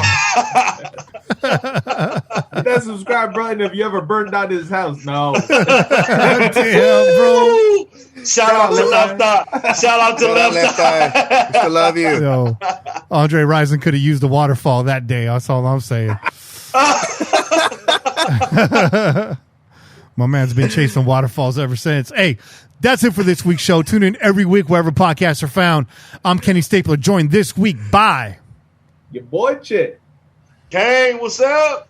And Bobby Wasabi. Stay safe, everyone. Until next week, keep the wind in your sails and the rum in your mug. And pillage on, Raider Nation. We out here. Peace. Go Raiders. Raiders.